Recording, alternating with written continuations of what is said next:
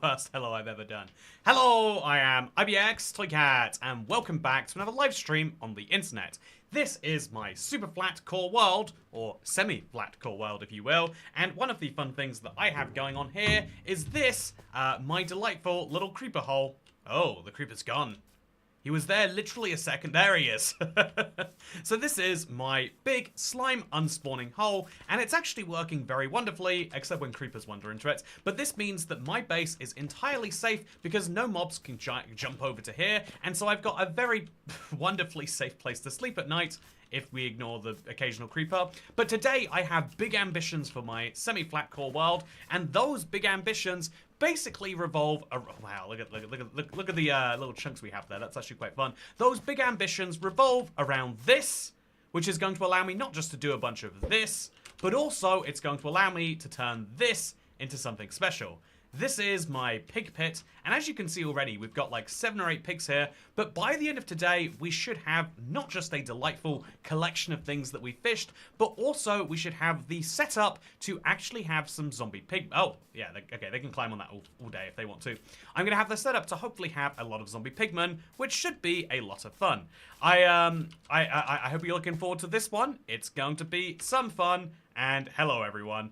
So yeah, this is my chain armor that I got from drowning a zombie while he was wearing it. It feels very strange to wear a full set of this, right? It really feels very strange. But yeah, what we're going to do is we're going to grab some water in our bucket, which we got from trading with a wandering trader, and we're going to quickly do a little harvesting run. This is an essential thing we're going to keep up to date with every now and then. However, I think we've reached the point where even though we have this and it's great, sure, don't get me wrong, I think we moved to the point where even though wheat is nice for making bread, I guess, actually the more important crop now is carrots. Carrots are going to be useful because I can use these to breed more pigs.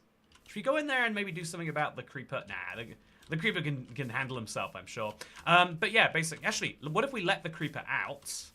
No, that's not going to happen. But yeah, my plan is to harvest some more carrots. And so because you know I like living my life on the edge, here's what I'm going to do. I'm going to jump over the creeper. Oh, God.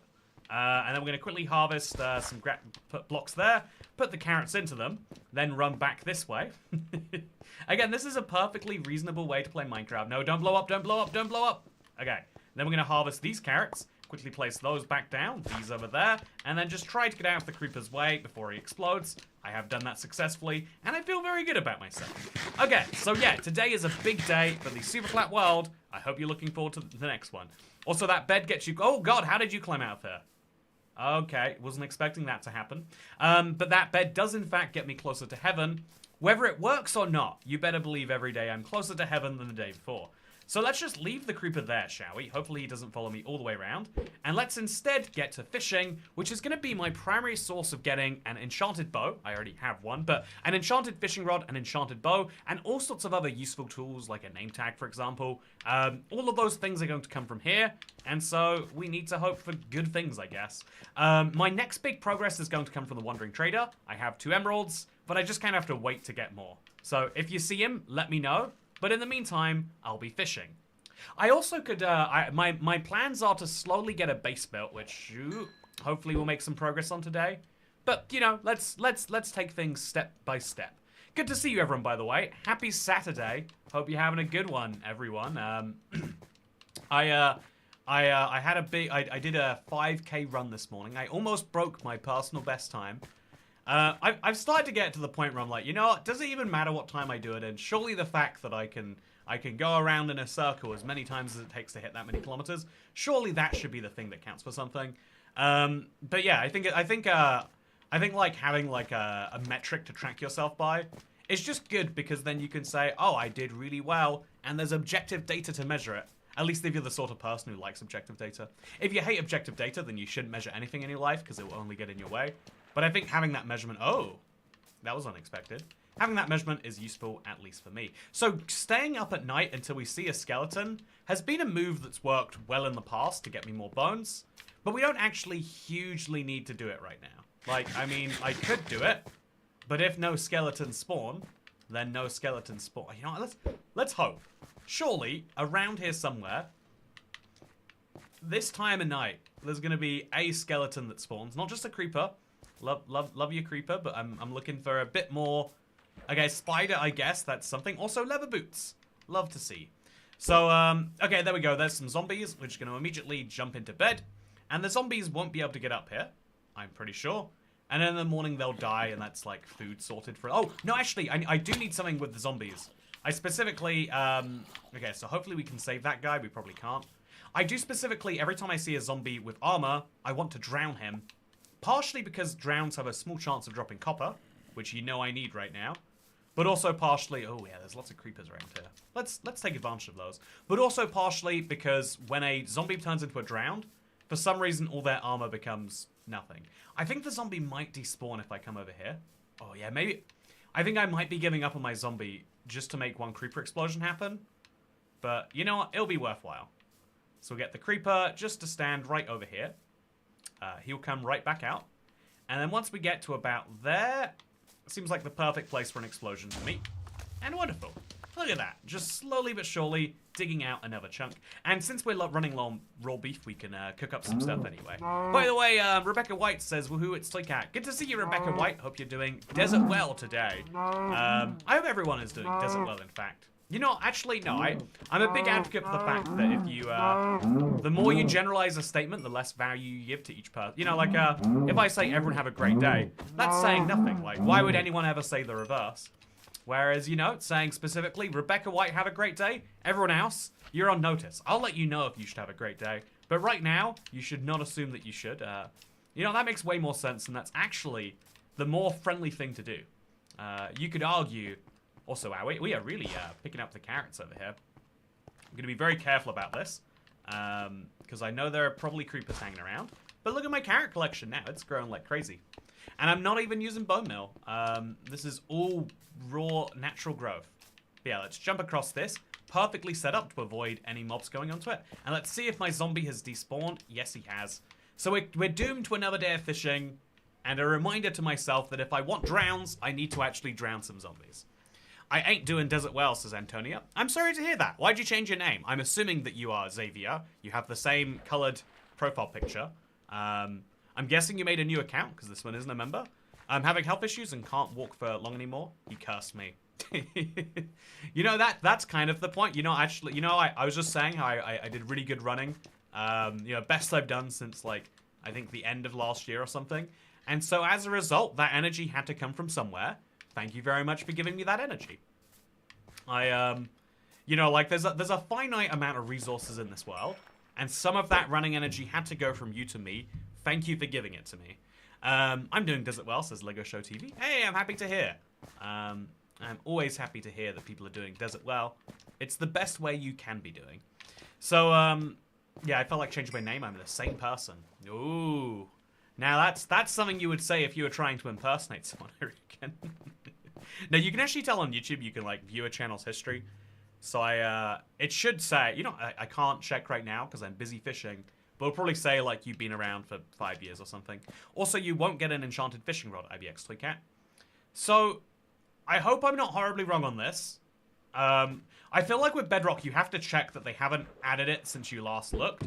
But you're thinking of on the Java version of the game, you're right. This body of water would never get me anything rare or enchanted. But on Bedrock, it already has. I got an enchanted bow with mending on, actually. I should start attacking, like, cows with that, maybe. Or, like, any passive mobs. But anyway, yeah, on Bedrock, you don't need to worry about the size of your treasure enchantment pool. So, fun thing. Also, I've played too much Oblivion today, so I'm not sure how to feel, says RubyDoo. Hey! Sounds like a great day. Everyone I know in my personal life has played Oblivion. Like, maybe it's like a age thing, like, it was the RPG of 20 years ago, and so if you were alive 20 years ago, seeing that Oblivion has been remastered is, you know, for you. And statistically speaking, most human beings have been alive for more than 20 years or whatever. And therefore, statistically speaking, most of the people I know have been alive for 20 years. Those are unrelated statistics. But yeah, I think it's interesting. It is an incredible game. I have to catch myself from being like, I could just pour all my time into this. It's kind of tricky, actually. Like, I think something interesting is I love, you know, I love playing Oblivion so much as a kid. I love playing games so much as a kid, right? But I now try to make sure that because I play games as, like, you know, my primary occupation, I try to make sure I have varied other hobbies, so I'm not just someone who plays games and knows nothing else. Even though, you know, all the heart wants is just to sit down, mong out with some Oblivion. I think streaming's like a good, like, counterbalance to that. To be like, you know, actually, I'm being productive right now by being a Khajiit in the Dark Brotherhood. Actually, that's the best thing I could be doing for myself. Also, oh, right, treasure needs deeper water. Also, somehow I forgot Desert Wells existed, says Via. Oh, that is tragic. I cannot imagine a darker fate, Via. Also, how are you on hardcore if you are on Bedrock?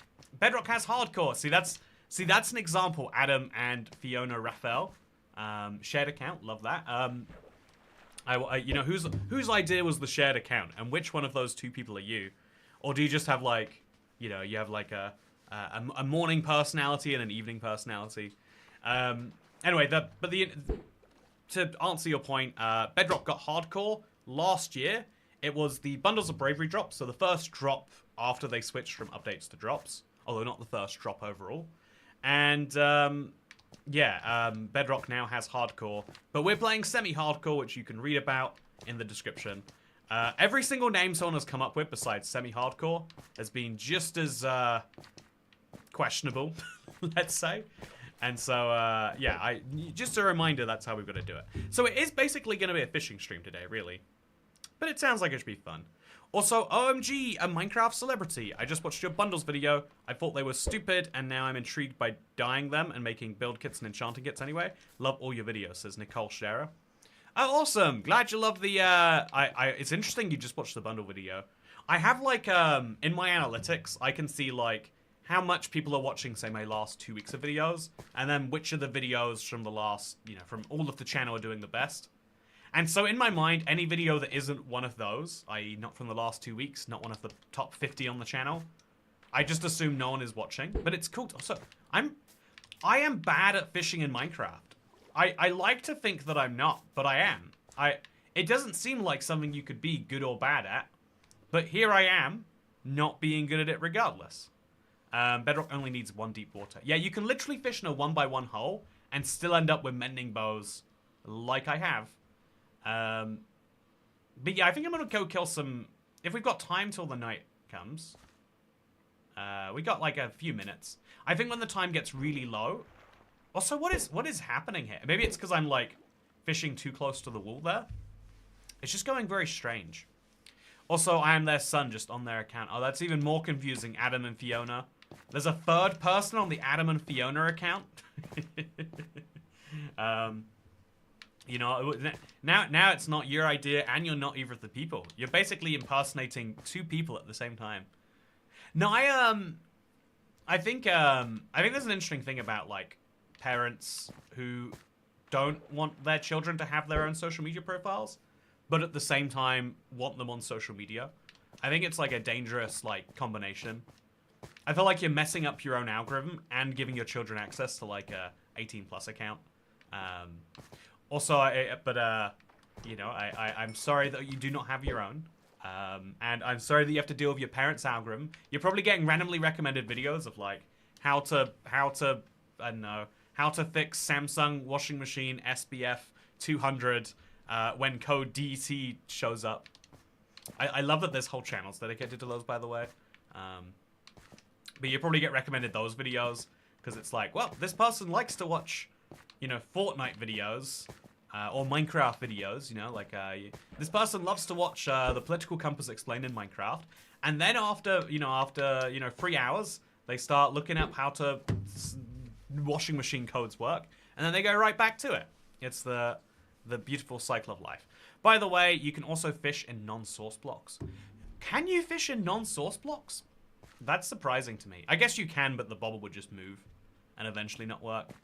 Yeah, I think since the Bundles of Bravery drop. Yeah, Bundles of Bravery, half of it was bundles, half of it was bravery, if you'll believe it. And bravery means hardcore, apparently, because you're not brave if you don't. Oh, there we go. Okay, to anyone who just said that wouldn't happen, you've been disproven. Unproven? You've been proven wrong. So now we'll put the... Oh, God, I've got a lot of dirt. So I'll just pile up some of that in there. And then I'm going to put like another half stack just to be simple. Then I'm going to throw in the tropical fish. That's my first one, if you'll believe it. My raw cod and my salmon. These are later really valuable for getting emeralds from a fisherman. I don't have to worry about it for now, but it's good to have that sorted. I'll put in my bow. And then that should be us. Good. Yeah, look at this, chat. I literally started playing 20 days ago, and I have an enchanted bow, an enchanted shovel, and an enchanted fishing rod. And I think that is a cool reminder of just how Minecraft goes on some stuff. OMG, I forgot children watch this channel. I feel like a creep interacting with a young child.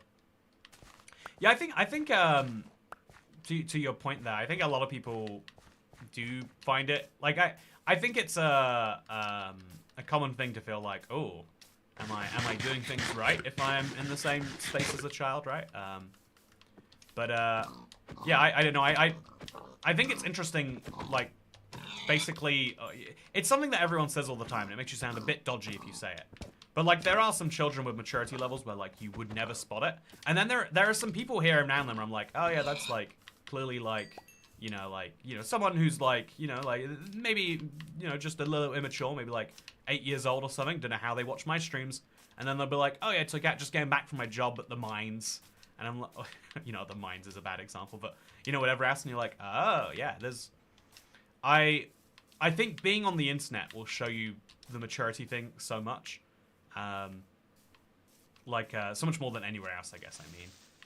By the way, still destroying this chunk, slowly but surely. We don't actually need to. Like, I think the trench that I've dug is perfectly good. I just kind of enjoy creeper explosions, and if I have a good excuse to do them, then, why not, right? So now we're going to take 2 zombies. Actually, we'll just take as many zombies as we can physically have trail me at the same time. And we'll bring them all to the same place. So you're getting on board with this. You don't know it yet, but you are. And then we'll take these guys, and we'll send them to the same place. I have to punch this spider to death, which is really making me wish I had a better weapon of some form. But I literally can't afford anything right now, chat. I've got 2 more logs, and once the logs are gone, it gets pretty disastrous. And so, zombies, come on this journey with me. Why don't you? Okay, they're all coming up. Perfect. Can we find some more zombies on the way back to the water? I certainly hope so. Also, what did that spider just do? Okay, nice. So let's fix up the mending bow some more. We effectively just have an infinite lasting bow, but it's very satisfying anyway. Also, good idea or bad idea? Lava fishing, says Drake Dino Boy. I think that lava fishing is a very questionable idea, but it sounds like the sort of thing that would be a great add-on. Or, a great mod, if we want to use the Java parlance. That's an interesting thing, chat. Like, if you refer to a generic mod, would you say add-on? Because obviously we're on Bedrock, that's what we actually mean and what most people actually use. Or do we say mod? Because it's the more widely used community term. It's like, okay, so let's get the zombies in the water. Just punch this last guy in. And now I don't really want to deal with the skeleton, so we'll just 1 hit. And he's running away. Oh, didn't mean to mess that up. 2 hit. And then we'll finish him off with the shovel. Perfect. I need to make sure that these guys don't despawn. But I do also want to get more zombies in, so please come this way, Mr. Zombie. Mr. Zombie! Mr. Zombie! Sir, I have something you might like. It's a big pit of water that you can lose yourself in. But yeah, as a child, I yearned for fishing. Also, Chantal says there are videos of people leaving their pet/children in front of a camera and saying, "Can you watch them for me?" Oh, that sound, chat, this is a great idea, chat. If I become a parent, how about chat watches my, child, or, how we kind of do, like, chat decides what I do in my Minecraft world, democracy streams. It's been a while since we've done one, but we've done that before, right?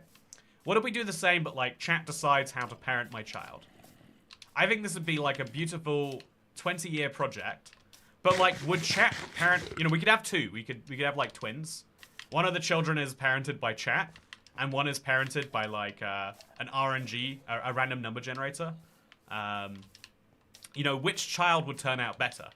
So, like, every 5 minutes, there'd be, like, a parenting decision to be made. Like, this is a really good idea. I shouldn't be saying this out loud. Someone's gonna steal it. You know, they're going to take my hard-earned idea from me. Also, that guy is still not a zombie yet. But we're just looking for more zombies to put in the pool. And if we can find them, that would be cool. Instead, we just see endless spiders. Oh, and that guy with his hat. That guy with his hat, actually... It's hard to get him without despawning these guys, but I think if I've made them, they shouldn't despawn, right? I think so. Maybe? Yeah, I want to have some armor, really, ideally. I'll kill that guy tomorrow. I've got 2 arrows, and... Ooh, that's not very many. I've got 2 arrows and some drowns, so I'll kill the skeleton tomorrow. I'll get him to run towards me right now. So he's going to probably hurt a little bit while trying to do this. But that's fine. I just want him close by. Not close enough to stop me sleeping, but close enough that I can find him in the morning. And now let's go to bed. I might get attacked by a spider in the middle of the night. Real possibility. But look at that. Nailed it. Oh, God. Oh, yeah. That spider could have knocked me into the creeper right there. Would have gone horribly. So now we punch some zombies. Or some drowns, as they are now. And we try to make sure we can get some form of conflict arranged here. It's going to be tricky, but I'll do my best. Oh, he's dead. Okay. So, how do I get the drowns out of the water, chat? Do you think what I need is like a door, maybe? I think that is actually what I need. I can't afford a door. But it is a great idea. Also, this experiment sounds like something the Nazis did. I don't think it's a good idea. I do not believe that the Germans have ever done an experiment where they tested children being raised by RNG versus being raised by chat. I do not believe that that is a real experiment they have done. You know, call me cynical.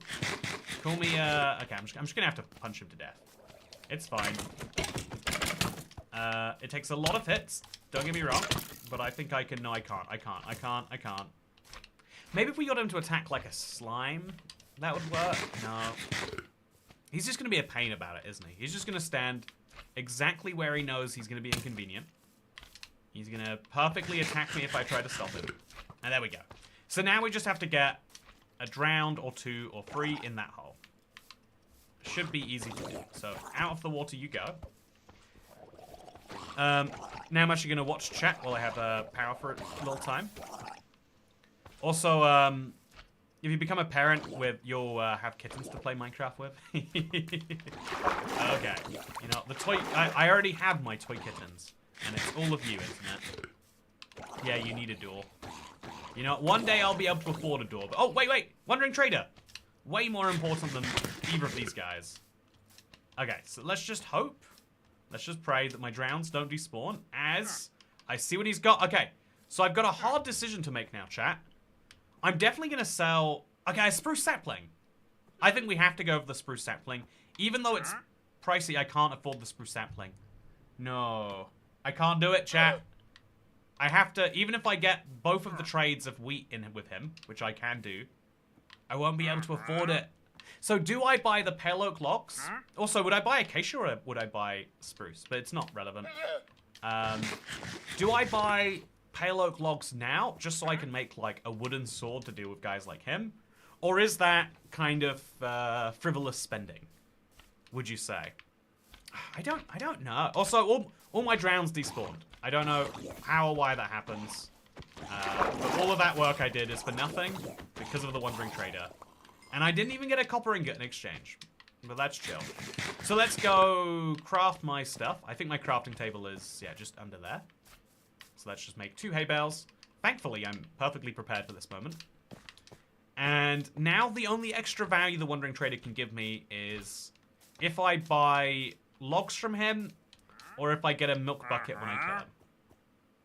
It's hard to do. But 1, 2, that's all we get. We can't get mushrooms for this, right? We need mushrooms and we need sugar.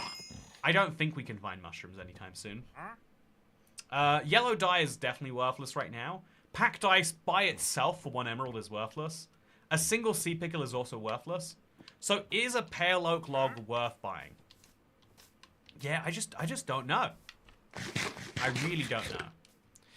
You have the wood you need for how on the crafting table. I think pale oak is frivolous. Yeah, it is definitely frivolous. Like, it has... The only value it gives me is it means I can afford a wooden sword, which might keep me alive a bit longer, right? That's valuable. It might help me kill drowns and stuff like that. So I can afford a wooden sword, and that's nice. And then also, it'll help me... It's literally wooden sword, and like I could make a door too, right? So I was just talking about being poor. This would allow me to afford a door. But if the next guy offers me moss, and he offers me a... Yeah, no, given how few emeralds I can get right now, if the next guy offers me moss, and he offers me a... and a sapling, I would have to only take one. Which is probably, like, long-term fine. But the moment... Okay, you know, actually, I need to think about it this way. I cannot get any other villagers, so I can't get any other emeralds until I get apples. So until I get dark oak or... Well, not dark oak. Regular oak saplings, like a really rare chance, I can't get any more emeralds. My emerald sources are literally killing wandering traders for their milk buckets. That is my only source of anything. Grow more wheat. Yeah, I'm definitely gonna grow more wheat, but it's happening. I don't need to trade it until the next guy, right? Door giveaway. you know, that's the dystopian future when we all given up on luxuries, and the idea of having a door to your home is seen as the highest thing that you could have. But yeah, if your infinity bow lasts long enough, you should save emeralds. Why does my infinity bow have anything to do with the emeralds that I get? That's a genuine question. Also, I really need this lure-free rod to get me another enchanted rod. In fact, is it even worth using this right now? I'm not sure that it is. But yeah, more wood would mean I could make more fishing rods. It would mean I could make a door. And honestly, it'd be kind of cool to have some pale oak wood just hanging around, right? Yeah, I think a door has a lot of value. I think it has a lot of value. It's hard. Trapdoor giveaway. Deep Slate Emerald Ore. The trapdoor giveaway is for when we're... You can't imagine how rich we'd have to be for that. So what was it the trader's asking for? Is there a set amount of trades they can ask for? So there are only 4 things they can buy from you, but they can only ever buy any one of those things twice. So we could sell him 2 milk buckets, but he doesn't want milk. We can sell him 2 hay bales when he has that. But sadly, yeah. Okay, so that sapling gamble woot. Vegas is looking flat today, says Fia. Yeah, you're right. It really is a deep gamble. Like, that is effectively what we have to do for a bit. Also, lure is lowering our chance of getting treasure, but speeding us up, so I think it is worth having on here. We're going to get a lot of XP and a lot of this done, but I think that's worthwhile. But yeah, when it comes to things they buy from you, there's very, very little. Also, yeah, as tonight comes, I'm going to have to apologize to him, but I think I'm going to be killing the guy. I should, though... I think I should buy this. Having more wood would be great. I could afford a door. I could afford a wooden sword. It seems insane to make this purchase. But more pale oak? Sure, why not? And then we're going to kill him for a milk bucket. It looks like he's already perfectly got himself trapped in a corner here. In fact, actually, we could enjoy the fruits of our labor now, chat. Let's go make a wooden sword so that I can kill him far easier in the morning. I'm going to kill his llamas right now, just to, like, you know, get the layer fiddle. And, yeah, that means we can now make a bunch of pale oak planks. I'm not going to make them all into pale oak planks. I'll leave, like, some of these around for decoration. I don't know where around should be. Does this look like around?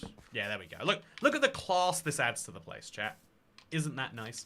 And then we'll turn the rest of these into planks. And we'll turn some of those planks into sticks. And then some of those sticks can be used to make a wooden sword. Wow. Yeah, that's powerful, chat. I think I'm going to make a second wooden sword right now. Oh, actually, let's make a door first. Pale oak door time. Oh, 3 doors. Jeez. I forgot how ludicrous the systems for all these things are. But yeah, now we've got 3 doors. I have basically no value from 2 of them. So I'll just put them here and... I can't put 2 on the same block. Okay. I'll just put a door there. I'll put a door over here, obviously. In the midpoint of this water, which will soon be over here. Don't worry, eventually this will be true. So let's just place a door there. And then something over here. Okay, so now we've got a third door that we can place anywhere we want. And so I'll just put it down here. Because, you know, this is already something.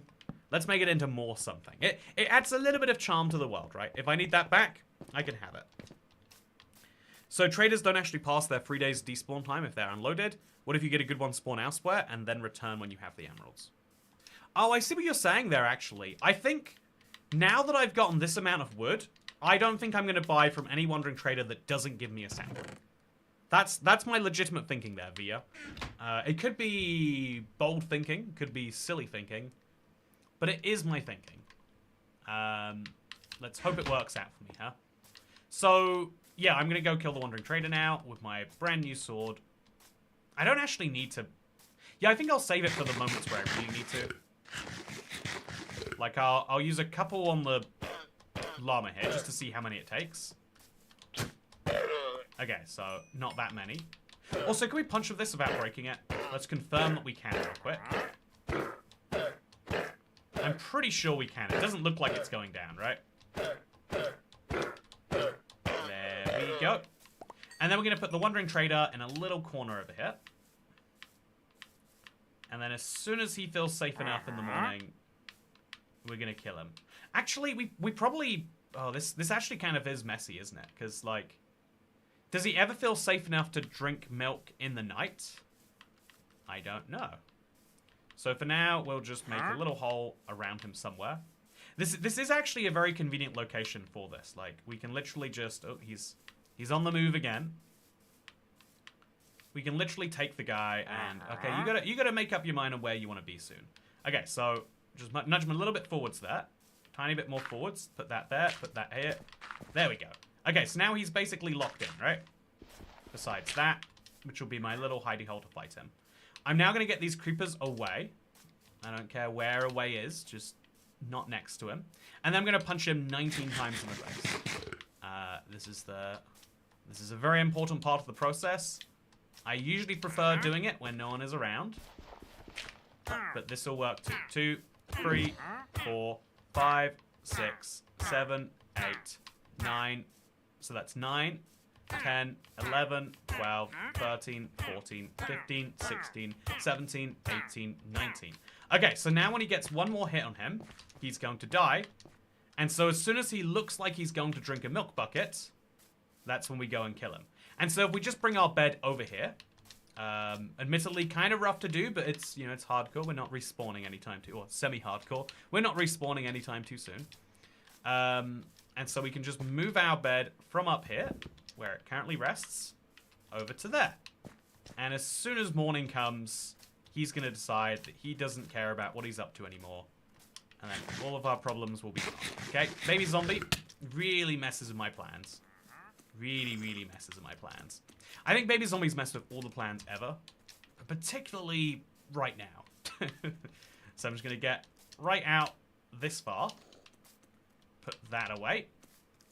And then go even further out because it's a baby zombie. You always underestimate how far these things can chase you from. But not today. And then... Oh, actually, should we kill the witch? Okay, this is risky. Let's kill the witch. This will be my first redstone source. So I'm just going to go do it. Yeah, redstone. Chat, we got it. We got redstone. What am I going to do with redstone? Don't ask. Just be happy for me, okay? Just be happy for me. So I'm going to sprint away as fast as I can till the baby zombie... Oh, but not into a creeper, if we can avoid it. Make sure that baby zombie is on the far side of us. And then eat. If that baby zombie's still chasing me, I'm going to have to get it with a sword. But there we go. Nice and easy.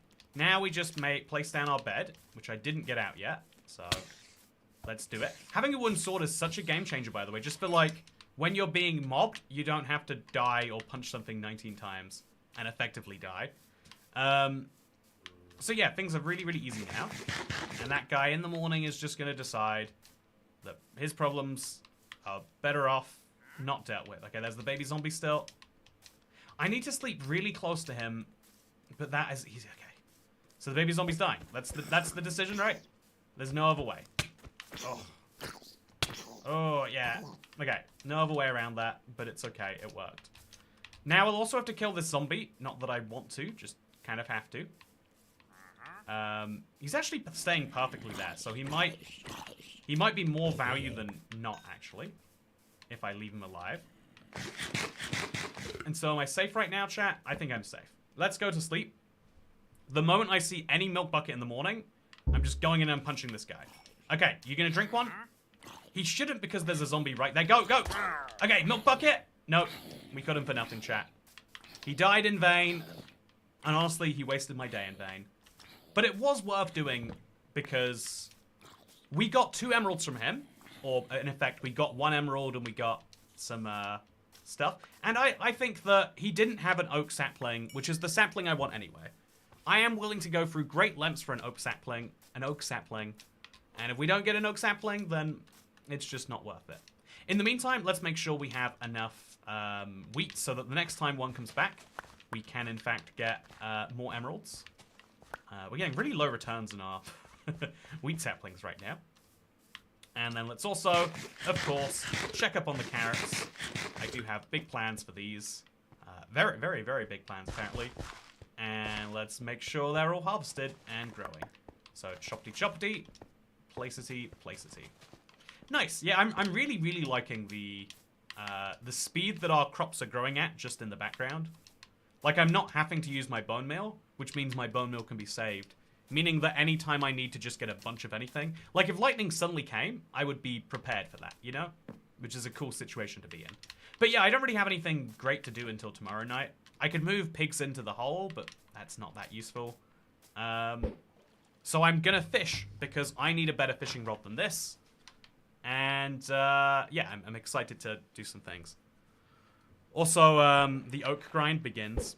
I think if I get enough emeralds, I would buy another sapling. Because eventually I need all the saplings, right? Or I would like all the saplings. But oak is the one that gets me excited. Oak is the sapling where I'm like, I would trade in my water bucket. Or I'd make it into a milk bucket. So that I could get one of those. I would do some silly things to get an oak sapling. If one shows up. Also, Sweet Cat 07 says, I'm so tired, lol. You know, isn't it insane that sleeping is like the easiest thing we all do on a daily basis, in theory, but also it's the easiest bodily need to neglect. Like, food should be the easiest bodily need to neglect, right? It should be so easy to be like, oh, I forgot to go and consume the pile of grains and like flesh that oh no, I haven't done that in 12 hours. Now I'm feeling really hungry. But it's like, no, it's really easy to deal with that. Whereas sleeping, the material requirements for which are lay down somewhere with your eyes shut. Your eyes naturally shut themselves every 10 seconds as it is, by the way. Just like shut them and don't reopen them for 8 hours. That is one of the hardest things to do. And so, you know, if you're tired, I feel you on that. I feel like most people, maybe not most people I know, are like in a state of like tired or going to be tired. I can't imagine what it's like to like go months of your life at a time without ever feeling like you could do with more sleep. Like I think I mentioned recently, like I started taking 20-minute naps in the middle of the day. I did it 2 days in a row, and I was like, this is a game changer. Getting enough sleep in a day. But it doesn't actually work. It's just an illusion, right? Like I feel like tiredness is like down to the quality of your sleep more than the quantity and the timing. I think it just makes you feel like a billionaire if you can take a nap in the middle of the day. Or a billionaire or unemployed, I guess. One of the two. Also, disagree. I have trouble staying awake most days. I'm jealous. Well, actually, no, that sounds awful. Oh, no, actually, no, that sounds like you're tired. You get, like, I guess in the same way that when you get hungry, you get, like, into the mode where you need to eat so bad that it's all your body will help you think about. And yeah, that's the thing there. Are you going to make a video on the Australian Aussie election? Sorry, he doesn't say Australian, he says Aussie. Yeah, I didn't realize the results would be in this morning. I always forget the way that Australian time zones work. So I was like, oh yeah, well, like, tomorrow, well, morning here, we should definitely have, like, the final results. But surprisingly, times work differently depending on where in the world you are. Some would say not surprisingly at all. I'm going to double down that it is in fact surprising. So I'm going to put some of this away, and also this, and also this. And I could do with another chest, but even right now that I've just bought all these planks, I think that's a bougie purchase that I'm going to pass up on. And so we'll place that back down up there. We'll eat some raw beef. Oh, and look at that, 2 pufferfish on the ground here. And I think this fishing rod is about to break. I think I've probably got like 1 or 2 more fishes in here. And it's been good for getting a lot of fish out, but that's not that good for what I'm actually trying to do right now. Sapling for real is a game changer. Oh yeah, sapling is going to change everything here. Also, I'm an insomniac. It sucks, says Holly Noaska. I'm glad you will understand. Also, being a member requires manual breathing. How do you even do it? For every hour less than 8 hours sleep, you lose 10 IQ points, so psychology says. You know, if you think about it that way, there's actually like a real trade-off. If you work a job where you don't need those 10 IQ points, right? You could make a real argument that on work days, you should sleep less. Honestly, that might be not... I bet that is probably some, like, real... Your brain is probably aware of the fact that it works best when you turn it off for 8 hours a day. And on days where you don't need to use it, but you do need to get a lot done. Maybe there is actually a, you know, like a bias in there that says, yeah. Like, if we imagine that, you know, your IQ is 100, which is the human average... Broadly speaking, it's a bit more complex than that, but it's meant to be the human average.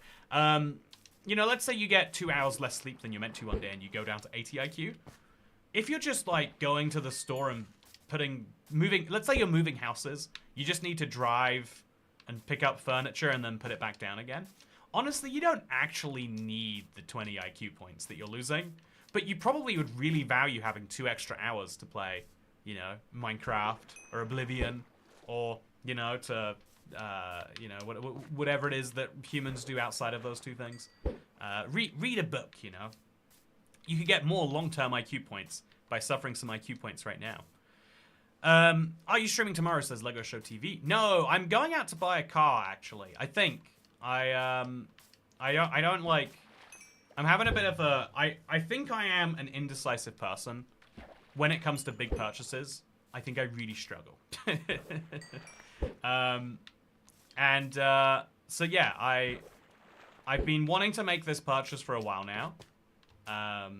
Honestly, kind of just as like a novelty. I know that's the dumbest thing. I know for a lot of people, you know, their car is like their single most important thing. If it broke down, they'd be in, you know, tears. But like, I live in a city with great public transport. I don't intend to drive most places most of the time. I just, you know, there are moments where one is important. You know, going to Costco, you can't do without a car, for example. You know, it's a very expensive, you know, Costco membership, effectively, because it comes with the need to have a car. But more seriously, therefore, because it's not like a necessity, it's a frivolous purchase. I'm like really torn between like, should I buy a childhood me's favorite car? Should I buy a, you know, like a fun car that has all the things? Should I buy a high-tech car? Or should I just buy like the cheapest thing that is possible? Because it's really hard to insure someone who's never driven a car or owned a car before. And so I finally decided on that last one, like, okay, there's a car that's kind of quirky. It's, you know, really cheap. It's really cheap to insure because no one thinks it's a fun car to drive. And I was like fully ready. And now I'm like, ooh, but do I want to? And so I'm going tomorrow to look at it. Hopefully, I magically decide in the moment that I want it. But yeah, that's where I'm kind of. That's where I'm currently at. Also, what car says Memo S? So I originally looked at a Kia Picanto. It's like the tiniest little thing. Now I'm looking at a Smart for 4. Again, like the one criteria for me is like, how little does this cost on an ongoing basis? Like I don't know why this isn't the single most important factor for people who buy cars. Because the purchase price doesn't matter, because you can, you know, it's an asset. It's a terrible asset. It's the worst asset you'll ever have. But, like, you can sell it later for some of what you get for it. But, like, if every month or year that you throw money at insurance or tax, that money just goes into the void, or it goes into, you know, insurance premiums or building roads or whatever. Also, thank you, Josh Jones, for gifting 5 memberships. Yeah, an affordable car. But then sometimes I have a crisis. I'm like, you know, I'm about to turn 30, you know. I'm having a real hard time dealing with that. There are things that, because I have not done them now, I will never be able to do. You know, there are things you can only do in your 20s. There are, you know, some of those things you could just about do in your 30s and be like, oh yeah, I'm just like mature in doing that. You know, as a stupid example, it's not one I think about, but just the easiest proof of that is like, you know, you can't have like student drinking. You know, if I went to a student night with a bunch of students, that would be insane, me showing up there. I think that would be scary, creepy even. You know, and, or like there's a bunch of like things where your ability to tolerate is highest at its 20. Also, Toycat's joining the petty bourgeois. Am I not already the petty bourgeois for owning my own business? I mean, there's a real debate about whether YouTube is my own business or whether... Like, it's the same, like, if you think about it, like, you know, whatever it is I do, whether you're talking about, like, my merch or IBX Toy Maps or... Oh, hey, we got our first name tag! I think. Pretty sure it's the first. I'll check the chest. Oh, no, I had a name tag already. I got my second name tag. Just doesn't hit as good, does it? What's even the point? But yeah, I run my own business, which in the Marxist theory makes me a bourgeoisie, but it's petty bourgeoisie because it's a small business. Like, I don't have enough money that I control capital necessarily. I just have enough money that I am not beholden to capital, or not enough money. I have enough, you know, control of what it is I do on a day-to-day basis. But yeah, I forgot about the Lamborghini and immediately regret everything. Hey, you know, the Lamborghini is the real car that we need. You're right. You know, when it comes to getting around London, like, I don't need high speeds. I think a Lamborghini would do me great. If it was legal to simply buy a pig and put a little carrot on a stick and a saddle on him. Oh god, that creeper is in the worst place imaginable. How, why, what did he get down there? So this is why having a wooden sword is useful. Just for, like, moments like this, I think there is nothing more valuable. But yeah, let's hope the creeper just magically walks himself into the void there. Okay, so if the creeper gets in that pit, it's really going to mess me up. But hopefully the creeper can get out. Maybe. Hey, he can. Perfect. So we'll just let the creeper blow up somewhere. Maybe. Or we just... Yeah, you know, let's just ignore that. We've got 2 zombie villagers here. A butcher and a regular fella. Let's move them. Hopefully without the creeper noticing. Okay, the creeper noticed. Into the pit they go. I really want to have enough copper to build a lightning rod with tomorrow. And I'm willing to go through some lengths to get that. Let me tell you. But yeah, this creeper... Oh, no. Okay, so 3 hits isn't great, but it's not terrible either. Let's try and find some more zombies for the pit. I think there's 1 in the hole there, but it's probably more effort than it's worth. This guy should have just dropped his gold armor, but he immediately re-equipped it. And there we go, 2 zombies. So zombie 1 and zombie 2, please follow me. And I think I'm just going to let the creeper blow up. I think that is actually less of a mess than it seems like. Yeah, I think the... Oh, look at that. It's, what's it? Z fighting? It's both... He's both wearing gold armor and not wearing gold armor. Which is very, very fun to see. So, yeah, I think now we just go to sleep. And in the morning, everything will be better. How will it be better? Oh, I can't. There's monsters nearby. Where are the monsters nearby? Oh, you probably. Oh, both of you. Oh, God. God, chat. See, this is why you need the sword. It's exactly moments like this. Where the sword is paying its weight back. A lot of times over. So now, this guy. I'm going to attack over the wall. Oh, he's attacking me over the wall too, it seems. And as soon as he's dead, now I can go to sleep, hopefully. No, there's monsters nearby. Oh, it's you.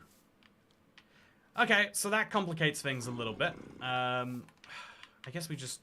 What, like, should we just take him and put him in the hole? Let's do it. Let's do it.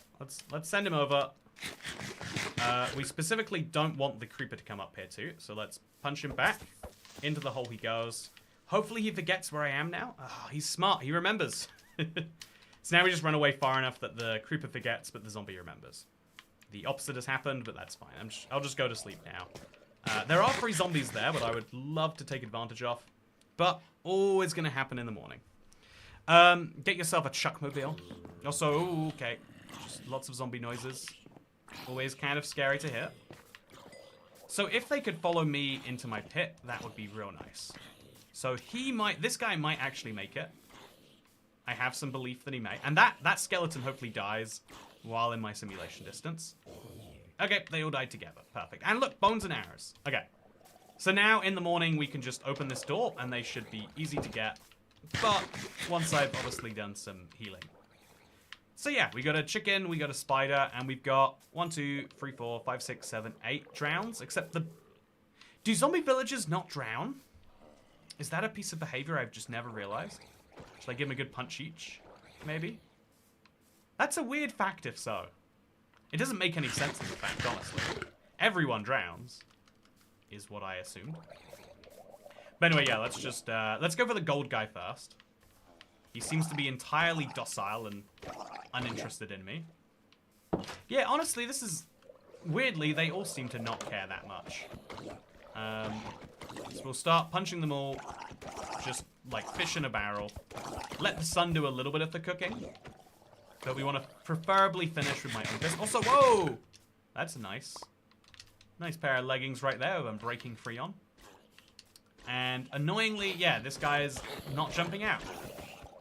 Zombie villagers do not drown, correct? Why would zombie villagers not drown? I don't get it. I really don't. Also, yeah, Holly Naraska says, I bought my first car in February at 40. I love it and the freedom I now have. I lived in London for 17 years, so never needed it, but now live in Ireland. Hey, oh, Holly, that's pretty cool. I do think it is, for a lot of people, like, I think there is maybe like 60% of situations are ones where public transport would get the job done better if it took the exact same amount of time, right? Maybe even 80%. I think the reason it doesn't work for most people in most places is because public transport is not that quick. You know, like that is being as fast as a private car is a dream, unless you live in a very, very big city with good mass transit systems. I think I might die, chat. Okay, no, I'm not gonna die. That was a little closer than I'd like, though. So let's be cautious. In fact, while we're being cautious, let's punch this spider to death. Let's get some extra XP for my bow, just as a little additional fun thing to have, right? But yeah, I think there's a good, like, 20, 30, 40%, depending on who you are and what you care about. There's a bunch of journeys where it's like, oh yeah, actually, doing this like by myself, actually much nicer. Like, I think my hot take, chat, is the only benefit of like I think Uber is like one of the people love the service.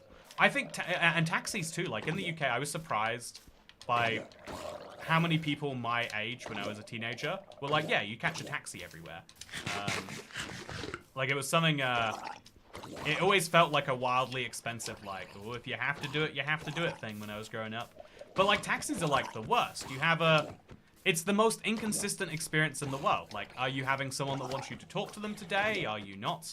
Is it what the car is gonna be? Like, is it a comfortable seat? Are you in the back, the front, or whatever?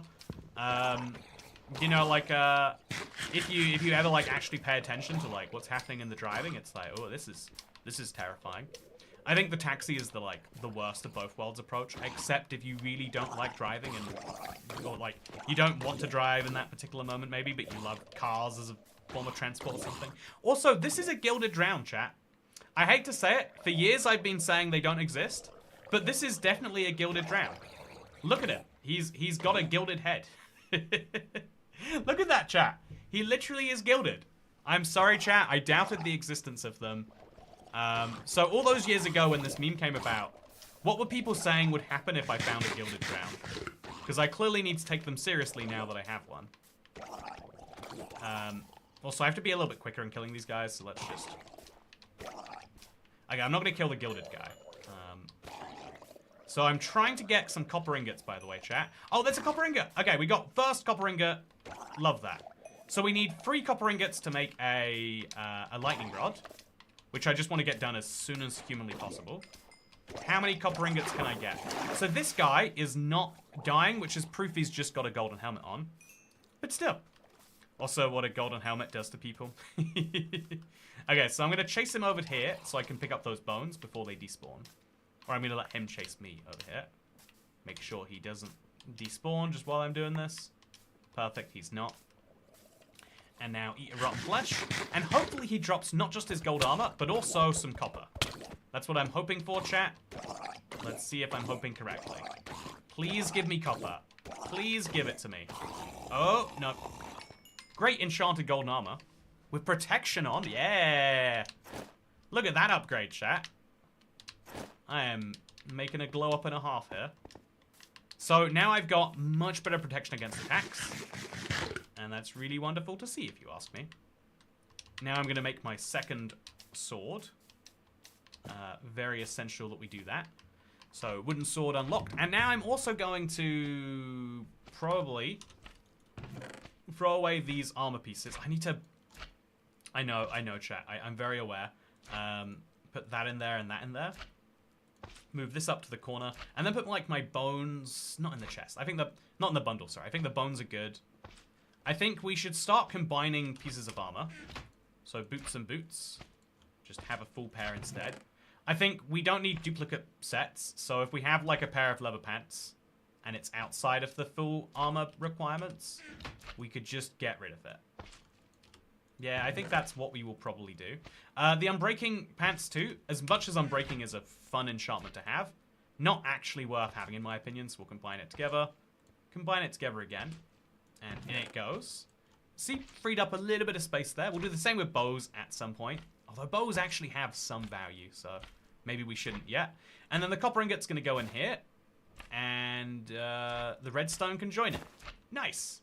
Or maybe we could make a redstone torch and have some actual lighting around here. That would be fun, huh? That would be fun. By the way, good to see you, Pouts. We'll all drown someday. This is when the merch stops being like, you know, philosophical statements on life and starts just becoming outward threats. You know, we all choke in a bathtub eventually. You know, we all fall down a flight of stairs after making a terrible comment one day. Okay, so let's go through it. Do you know why this is happening, chat? Also, I shouldn't have broken that. That was my bad. I'm just not getting many seeds back. And I do need to get some more wheat going, but not much more and not that soon, so I'm not that worried about it. Okie dokie. Let's get back to fishing then. It's a fishing stream again. It's a fishing stream again. Everyone's favorite type of stream. But yeah, good to see you, Dash, by the way. Don't think I've caught a message from you yet, but I'm glad you're doing well. Also, if you hit the trader right near sunset, he'll drink a potion, then immediately drink a bucket. Yeah, I think that might be the right move, is like to... I think if I just get a zombie nearby him or something, I could do it in the daytime. The next Wandering Trader is probably due in the next couple of days. And I'm just praying he both buys wheat from me, and also, you know, I'm hoping I'm fortunate enough that he'll also do some other stuff. I want to buy a bunch of golden jewelry, then drown. I want to become a gilded drown. You know, imagine becoming a myth. Is that what you want? You know, weirdly, if you think about it that way. Also, stairs are no joke. Those things are deadly, says Jenny Nobody. You know, I hate to tell you, but first of all, stairs literally are a joke in the case of the joke I just made. But secondly, I think I think stairs are one of the most, you know, like, I think escalators are another example of like things that are so useful that we're maybe cars actually, if we're coming back to that example, things that are so useful that we just kind of hand wave the downsides. I feel like, and I think the reason for that is, you know, like in some parts of life, we act like there is absolutely no way anything bad can ever happen or should be allowed to happen. I think the two biggest examples are airports, or like, no, rather I should say airplanes. Crashes for any reason are deemed to be unacceptable. Every crash has a deep investigation to make sure what happened in that crash never happens again. And, you know, even though like, it's hard to argue that that's bad, but and the same is true for, like, you know, like, if you are in school and something bad happens to you, or like, rather, like, school age. Like, if you're, like, I guess we could just say if you're in school. If you go into the schooling system and then you are, you know, murdered or, you know, murdered even, you know, like, if you go through one of those, if something really bad happens to you, we say, this is unacceptable, we are going through everything to make sure this is impossible. And, you know, like, I don't know, if you're in school, you know, all the dumb things this leads to. Like, there was a register in every class that got implemented for me when I was in high school. Like, so every class you went to, you had to have, like, you know, like, oh, yeah, what's this all about? Or actually, no, sorry, I think it was, we did it for the afternoon and the day. So, like, when you got to, it used to be just when you got to school. Then they added another one when you got back from your lunch break. And then they added another one after you got back from, like, the 15-minute break between two lessons. And it was like, where do you think people are going? And it's like, well, someone somewhere went missing midway through the day, and the only way we can prevent this tragedy happening again is if we constantly keep track of who is where. And, you know, like, I feel like, you know, the more important lesson should be from that. If you ask me, you know, if you use my... Also, I think I'm just going to kill the witch again. I think I'm going to do it, chat. I'm gonna do it, I'm gonna do it, I'm gonna do it. I wanna get a health potion. Hey, wait. I got a bottle. The bottles are useful for something, right? Chat, is there a wandering trader trade where they buy bottles from you? Am I imagining that, or is that real? I think it's real. I'm like 17% sure that is real. So let's just lead these guys into the water. Hope the skeleton didn't see me. Skeleton definitely saw me. You know, I think I could do with a little bit of iron, just for the sole benefit of not having to... Okay, yeah, making a shield would be really great. Oh, God. Yeah, it's worth killing him. Really worth killing him. Maybe even worth using bows rather than my stuff for this. Also, what? How is the door getting knocked down? What, chat? One of my doors just got broke. Did you hear that? Oh, it's the one in the... Oh, my... You absolute... Didn't know that was a possibility, chat. Gonna level with you. That is one of the fun quirks of hard difficulty Minecraft, is you might have your door magically go missing. It's a good thing you get so many spares when you make the recipe, I guess. So we need to get them all out of the water so we can get them all back in. Because, you know, these are very bad Minecraft mods, let me tell you. So we'll just put that back in there so we can lure them all back down. Please stay in now. I guess we could kill these two fellas now. I could try and get them in a fight with the skeleton, right? So, let's do this. The skeleton hit me from somewhere. Okay, so back in the water, especially you with the gold armor. That is a very good idea for you to just get back in here. And then these guys we could just punch to death now while hoping more zombies spawn. Yeah, I'll kill the spider, actually. This guy is just fundamentally annoying. And then I'll punch these guys to death. I'll do it in a circle so that a creeper doesn't spawn behind me. Oh, they punch you down in a really weird way. Ouch. But yeah, let's do this. They should... What else give emeralds? So I've just unlocked another one of the trades from the Wandering Traders. That is awesome. That is an example of why it's worth investing in wood. Genuinely, that's the challenge strategy right there. Do I need ender pearls? I don't. The only reason to have ender pearls is so I can tell people not to play around with them and say I only have... Oh, that's an iron sword zombie. He is definitely going in the pit. In the pit with you. In the pit with you. Oh, you, Mr. Sir, you're going in the pit. Okay, so there's a lot of mobs here. Oh, okay. Complicates things when they all come up here and do this. Is that another zombie? It's not. So how do I get that one zombie in the pit, chat? Like, genuinely, how do I get him in there? I don't know that I have an easy way to do that. Oh. So let's get the skeleton to maybe help us out with this situation. They're all drowns in the pit right now, right? So zombie, just get in the pit. Oh, there we go. That's something. Do you see that? A skeleton just happened to, like, shoot almost exactly at that other skeleton. So I'm going to eat raw beef because it is serious time. It's not unserious time. And I guess I'm just going to have to let the... There we go, perfect. Exactly what I wanted to have happen. Oh, and he's shit. The zombie with the sword is so good that he... Also, wow, I got a second copper ingot. 2 copper ingots down now, chat. 2 copper ingots down. I'm really struggling with this guy. I want his sword so bad. I've been wasting all of my wood on making some, but I don't see a way that it's realistically going to happen for me.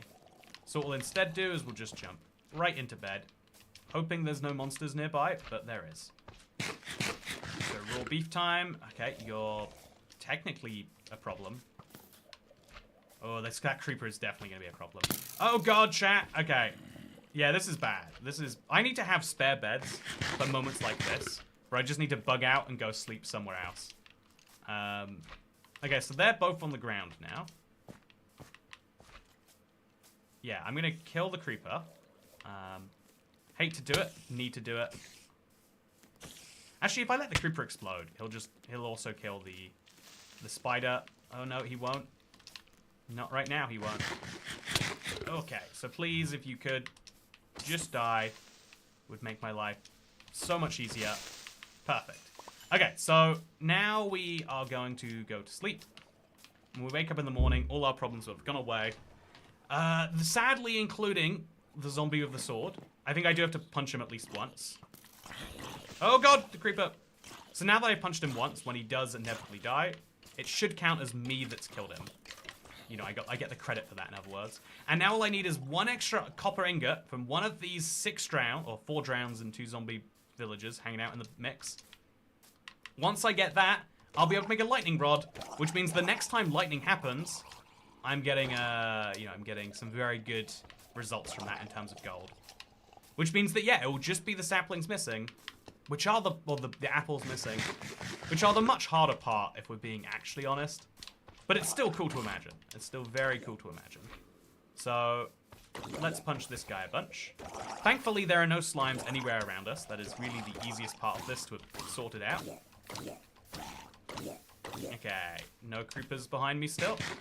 Far enough behind that I'm not worried at least. And is that a copper? Did I see a copper? I did not see a copper. So eat the rotten flesh and punch again. Worst case, we are getting some gold armor out of this. And also, did I get the sword in the end? Oh, no. I got some bones, though.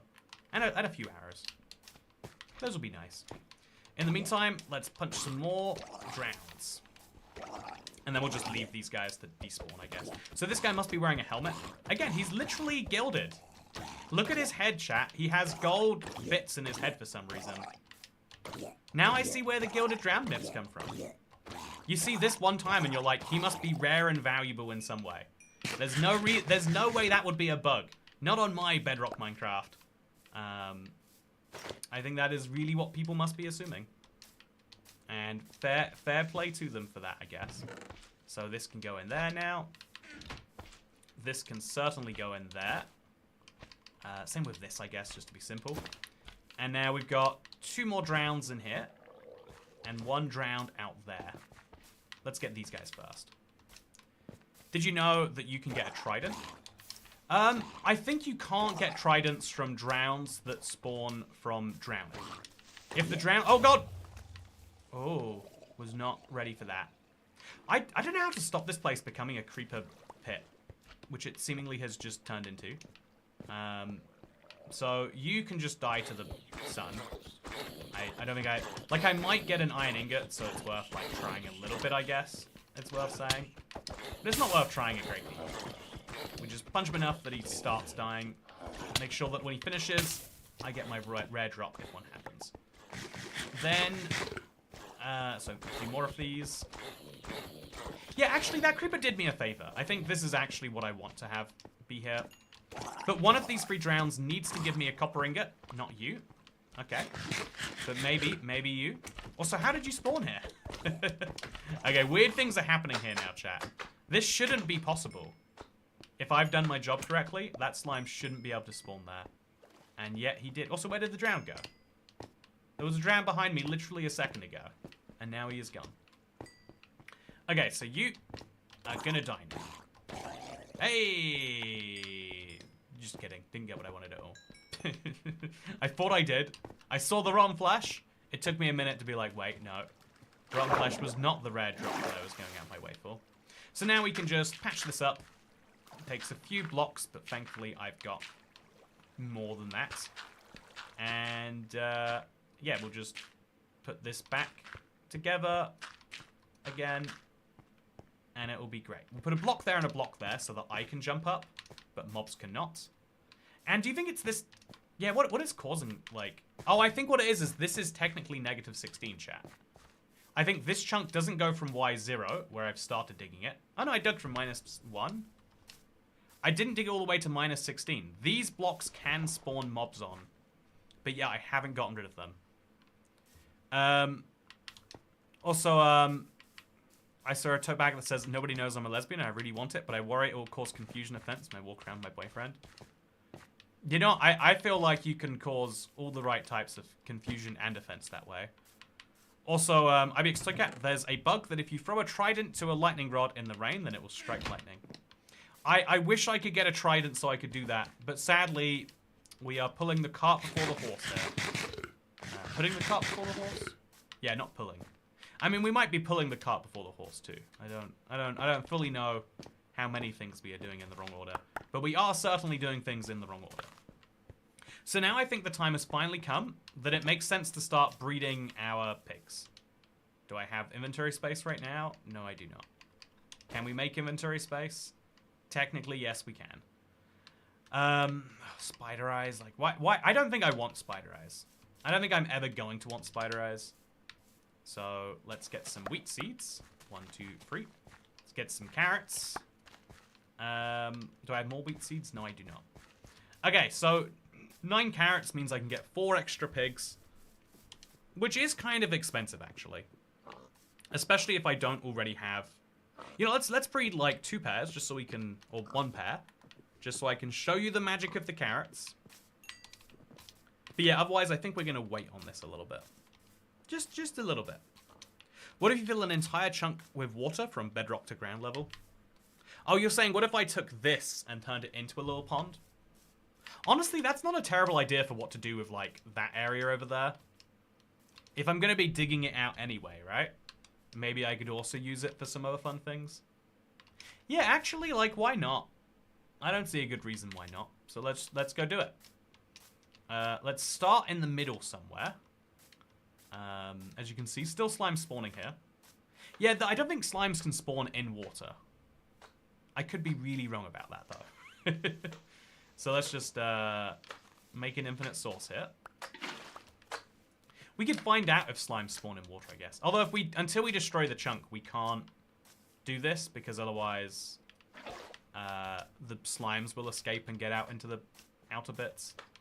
But for now, there we go.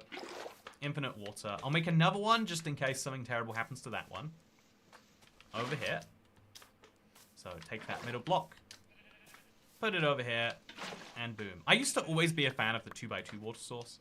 In recent years, you know, I've been playing enough Minecraft that I've shifted my behavior. And now I do it an entirely different way. If you'll believe it. So, yeah, I'm going to punch as many white sheep as I can. The other colored sheep probably give me more issues than they're worth. And it'll be great. Instead of wasting inventory spot, just place all your redstone dust on the floor.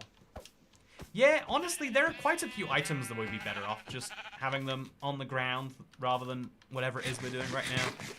It's a pretty good idea. Also, apparently the chat poll has proved that about half of chat are lesbians. Now let's do another one for if you're coffee drinking.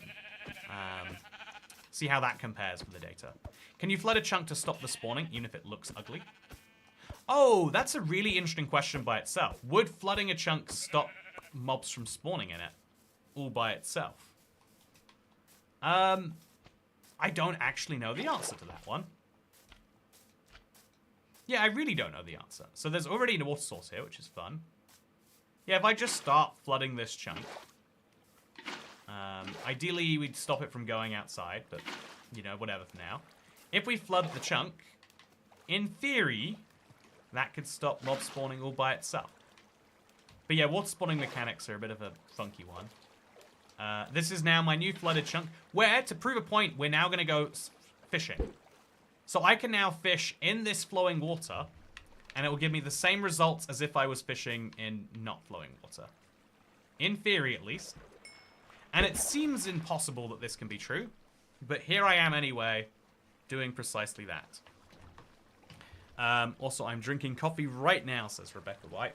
It is 8 PM, far too late to be having coffee. Yeah, okay, oh, nice.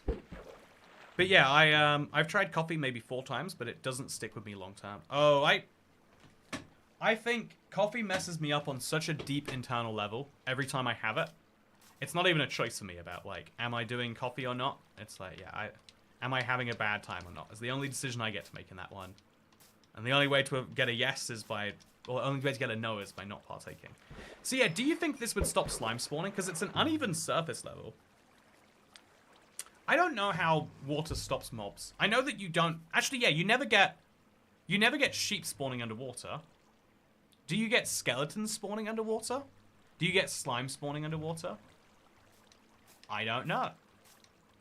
It's a fun idea that we could turn each of these chunks into something different. Like, we could make miniature little, like, terrariums, almost. Because we specifically don't want to go into most of these chunks. Hey, we got a name tag. No, I didn't. What did I get that I thought was a name tag? Also, we got so many ink sacs. For a world that has no squid, we probably will do pretty decently on the black dye. Which is useful for things, I guess. When we get 2 iron, we can use... If we kill enough zombies that we get iron, we'll eventually be able to get shears. Although we can trade for shears later anyway. And once we get shears, we'll be able to do some fun stuff with wheat. Coffee makes me happy. On very depressing days, coffee can be the only thing that brings me joy. It's good that you have something that brings you joy even on a bad day. I think I feel that way about food.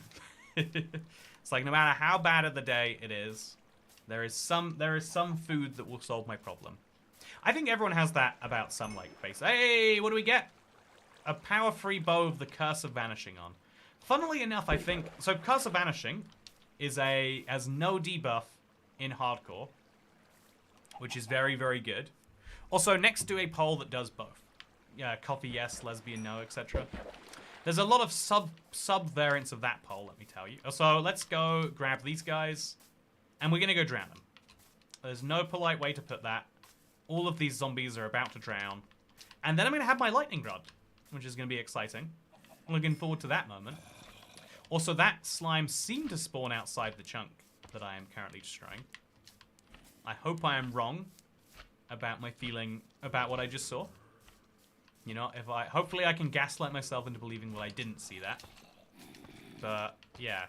Also, stress eating, let's go. Yeah, stress eating feels so good. It feels terrible when you're done, but it feels great while you're doing it. It's, you know, just like anything and everything to distract yourself from what you're currently up to. Also, same food is the thing that brings me joy when nothing else does. It's incredible, the ability. You know, it's kind of like, you know, hacking your own thing. Because, you know, I feel like for most of human history, finding food is actually a pretty big deal. Okay, in you go. Everyone get in. Everyone get in. So now those are all turning into drowns. We could just, yeah, let's just call it a day now. Let's just say, actually, pretty successful as it is. The sooner tomorrow comes, the sooner we're going to find a wandering trader. Hopefully it works that way. And the sooner these guys become drowns, the sooner I get my lightning rod going. And the sooner we can start working towards lightning, which will be very exciting. I've got 22 bones, so even more exciting. So in the meantime, I think I should combine the gold chest plates. Maybe controversially so. And look at this chat. I went from leather armor at the end of part 1 to chainmail armor at the end of part 2. And if we're lucky, we might end today with full gold armor. Okay, there we go. They're all done. Now let's punch them. Or even, again, we proved that this is actually an effective strategy. Let's break these blocks here so that they fall out. Let's just make the logical place out for them to be here. And then as they fall out, we punch them away. And then the fire can hurt them just as much as I do. Oh, that guy's a Nautilus shell. How is that possible, chat? Wait, maybe there's a bug where I might actually get tridents from these guys. Because they shouldn't be able to spawn with Nautilus shells. I think if they're created drowns rather than naturally spawned ones. But there's one with them anyway. So I'm going to punch this guy the most. I thought this would be a more effective way to kill them, but it's actually way more chaotic, by the way, chat. Oh, God. Okay, so what's happening right here?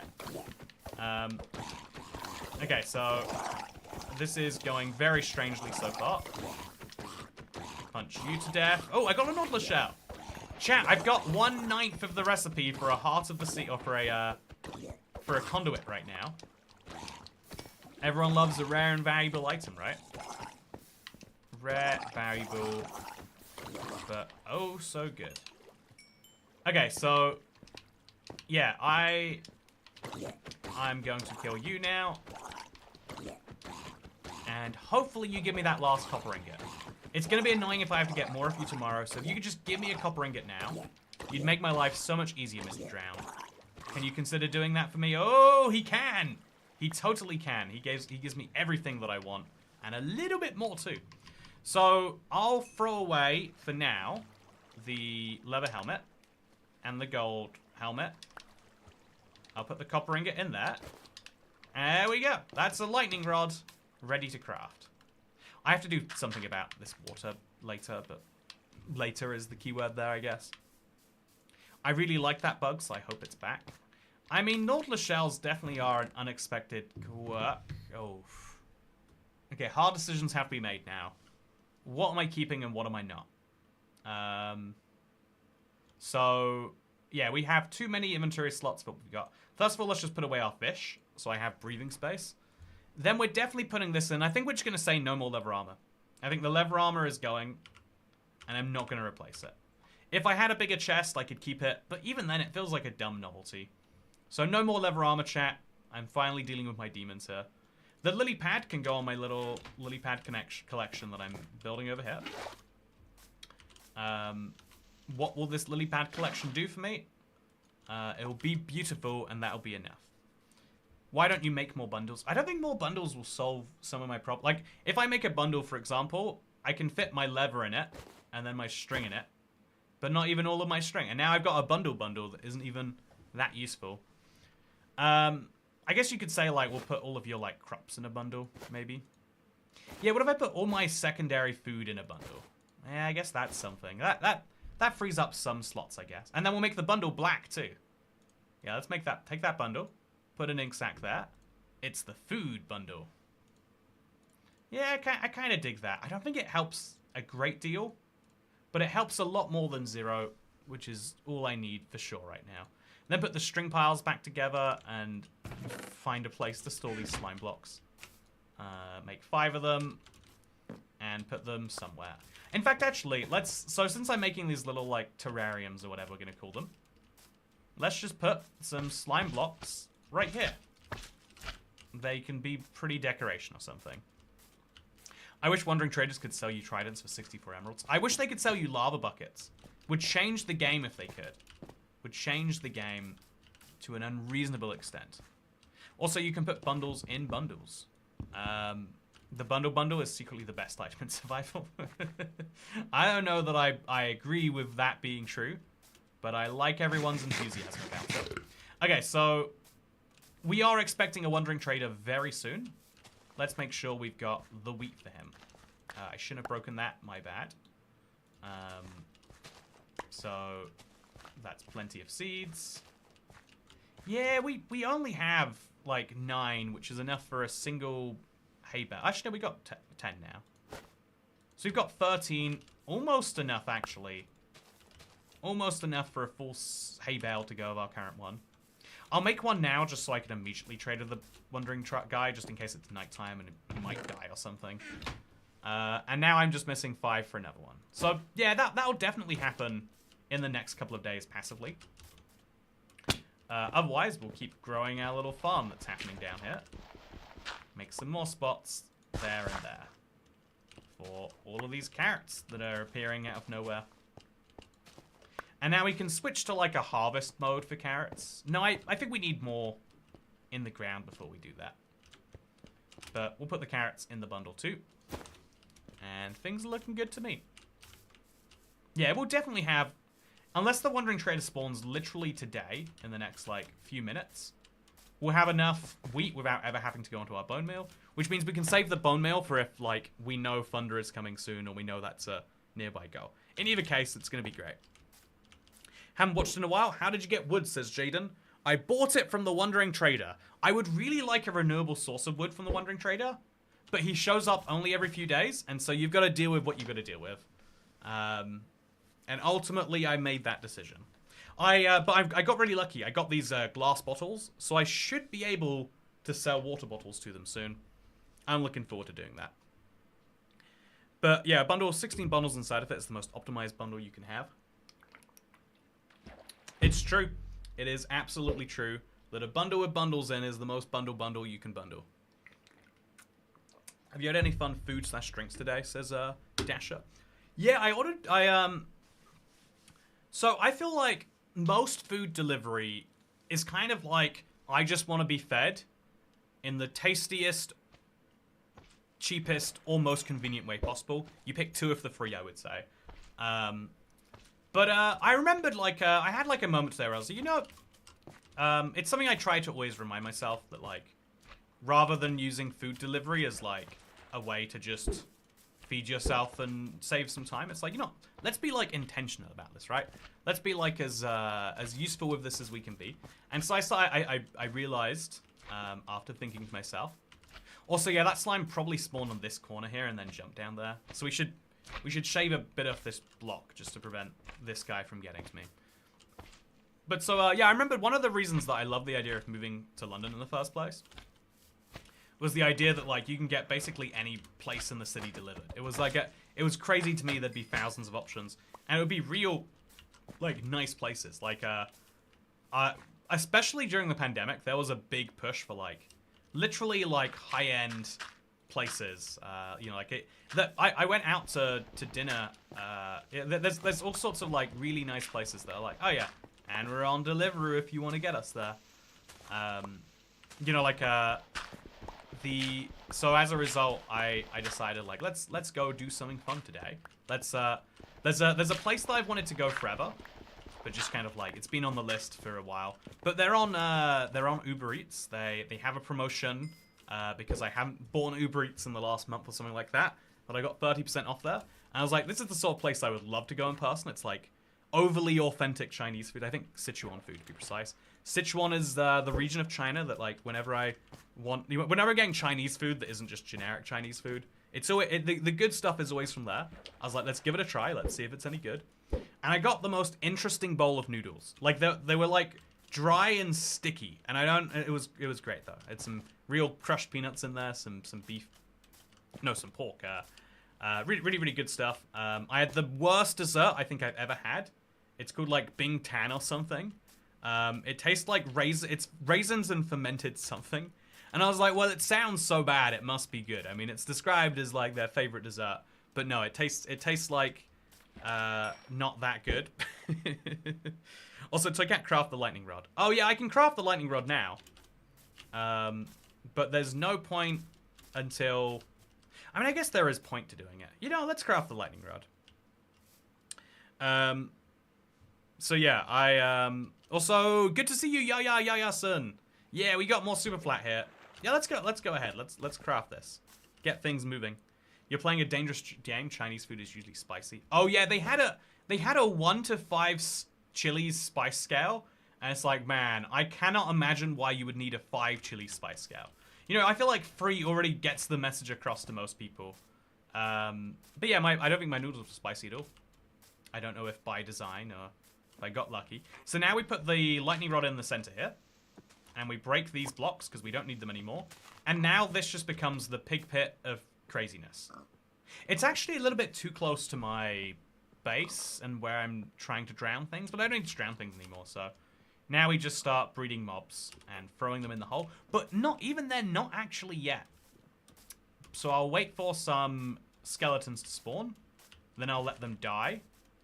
And the reason I'm saying not yet, by the way, is because I think it's still worth pushing some more mobs in. Fewer mobs will spawn near that thing if I breed the mobs too quickly.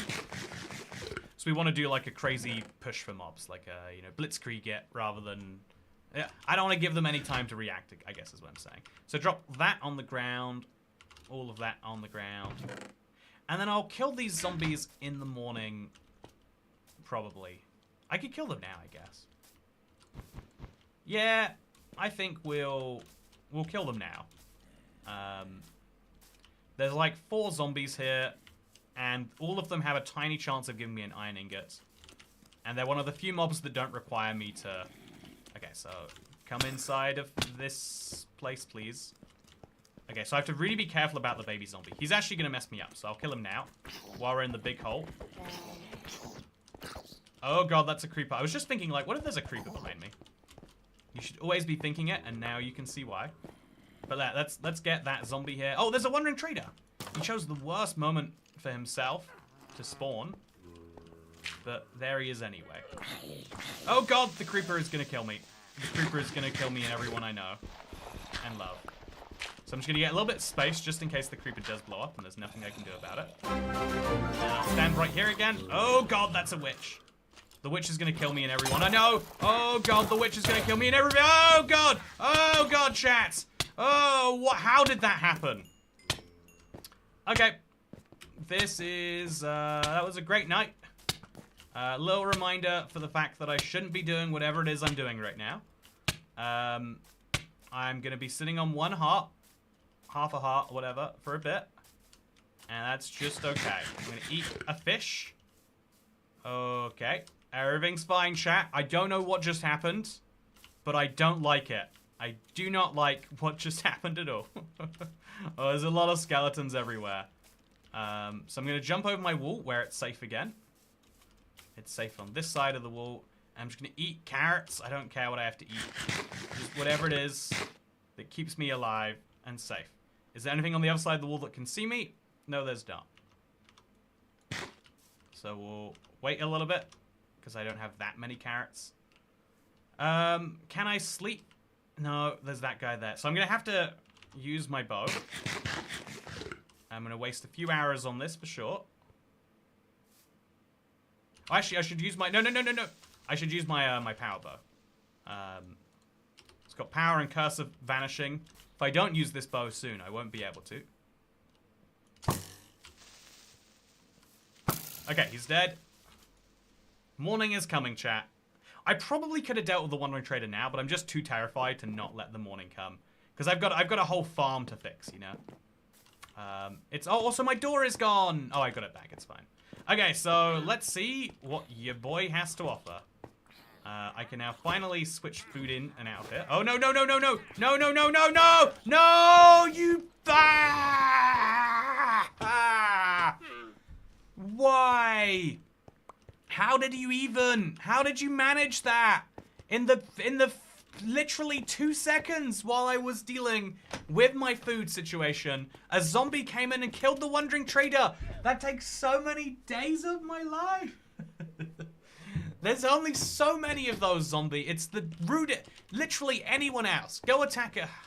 Just frustrating. What a crazy night, by the way. What a ridiculous night. I might even go so far as to say. Really not a fan of how that one went. Really not a fan. But it's happened. I don't have a wandering trader now. I have a llama. You'll be pleased to know. God, I didn't even get to see his trades. What if he had an oak sapling trade? What if he did? We'll never know now. We'll never get to know. Ah. What chaos did I just come back to?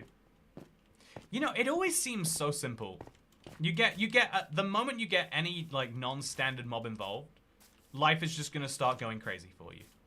That is the lesson I've learned from this series. That's the reason that every time. Also, I'm gonna drop this, and I'm gonna make sure it actually stays dropped. Every time we do this, this is the lesson I'm learning. I got 4 redstone, which is nice. I can now make a redstone block. What else can I make actually? Should we go find out? Yeah, let's have some fun from this chaos. So let's eat raw flesh. Just to heat up. It'll take a lot of eating that, but that's fine. So we can make a redstone block. We can make a redstone torch. And we can also make eventually a compass or a clock. So yeah, I'll make a block of redstone. It's just a more efficient way to store it, right? And then the redstone dust goes in there, and then my iron I'll put back at the top, just so I remember that I have it.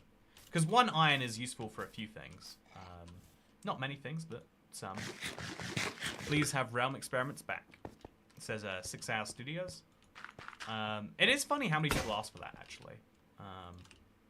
It is a good sign, I am sure, that many people care. So I'm going to have to make another hoe. And the logical one to make is wood. So, oh god, there's a creeper over there still. You know, let's just go on a journey across our world. So let's get the... Oh, man, I'm really bummed, chat. It was my main focus for a while. I really, really needed to do that. And I was doing it, and now I haven't done it. So let's just get our mending bow, some experience. Actually, if it doesn't have other enchants too, is it even worth using? We make a really good argument that no, it's not. But yeah, let's go grab some pigs and let's bring them back to our pen, shall we? So rotten flesh into raw beef into some leads. Then we'll take the lead and we'll just grab as many pigs as we can find around our world. This isn't my natural way of doing things. It is solely from people, you know, like new school Minecraft players being like, "Oh, Toy Cat, why aren't you doing that? You know you could do that and it would be like different to how you're currently doing things." So for you people, I hope you're happy. Is this good? Is this what you want from me? I'm using a lead to move a mob around. Shield would be better with renewable wood. Yeah, there's a real argument that I can make one now just to save my life. In some moments though, right? Okay, so I'm going to grab my 10 carrots out. And I'm going to breed all of these pigs just at least once. So they can start moving into their next life phase. We'll see if they all breed or if we have one left over. We don't have one left over. That's just fine though, I guess. Okay, so I need a lot more carrots growing if that's how slow the breeding process is going to be. But it's useful to have these moments so I can find that out. So now I need to make another hoe. Oh, actually, let's combine our swords. One more inventory space dealt with. And then we'll make a wooden hoe. Because back here, there needs to be a lot more of these.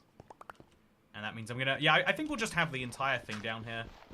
Like, let's turn this space into something beautiful, you know? Make it into a little farm. And then that means we're also going to have to dig a block further back down there. And we'll just put some water out. It's really easy to do. And it has really nice effects. Oh, why is the lead on your head? Oh, I've got 2 drowns. Okay, that's something. I don't think I need any more copper, though. Like, the only thing I can use it for is making interesting blocks. Which, it's not that it has no value, just very close to no value. And yeah, we're going to try and get a nice field of carrots going. Maybe this entire thing should be covered. And then we can get back to breeding. Although maybe even then we want more mobs in there for when we do start breeding. There's a most effective way to do things. And you never know what the most effective way is until you've already done it the wrong way. But welcome to Minecraft. I think I should kill these guys. Let's just do it. Let's get him out. Oh, no, shouldn't have punched those carrots, but it's okay. Especially this guy, oh, okay, look at that. He's just destroying my farm here. He must have a leather helmet on or something. In fact, let's see. What type of gilded drown do we have today? He might not be directly gilded, but maybe he's something. Yep, that's a leather helmet. So I'll eat... No, I need to put this carrot back in the ground. Right over there. Then I'll pick up the northern shell. And, yeah, I have literally no value for these, chat, but I could use them to decorate or something, maybe. It just feels rude to get rid of such an important item. Also, I picked up the lever again. I'm trying to leave this behind me. I really don't want it. Let's hope this time I am successful in that goal. Also, copper doors. Oh, yeah, since they fixed the copper recipe, a copper door could actually be good. Yeah, there's an argument behind that. I don't know that it's an argument I'll be using. But I like the argument. I like that it exists. And so, yeah, what do we have that's of value now, chat? I wasted days of progress on losing that wandering trader in that way. And so... Oh, wait, that's not food. I lost so much progress that way. So we just get back to fishing. A good fishing rod will help me with more fishing. And more fishing will help me find good enchanted books. Although without an anvil, what can I do with good enchanted books? Like, it's going to take me a while to do anything with them.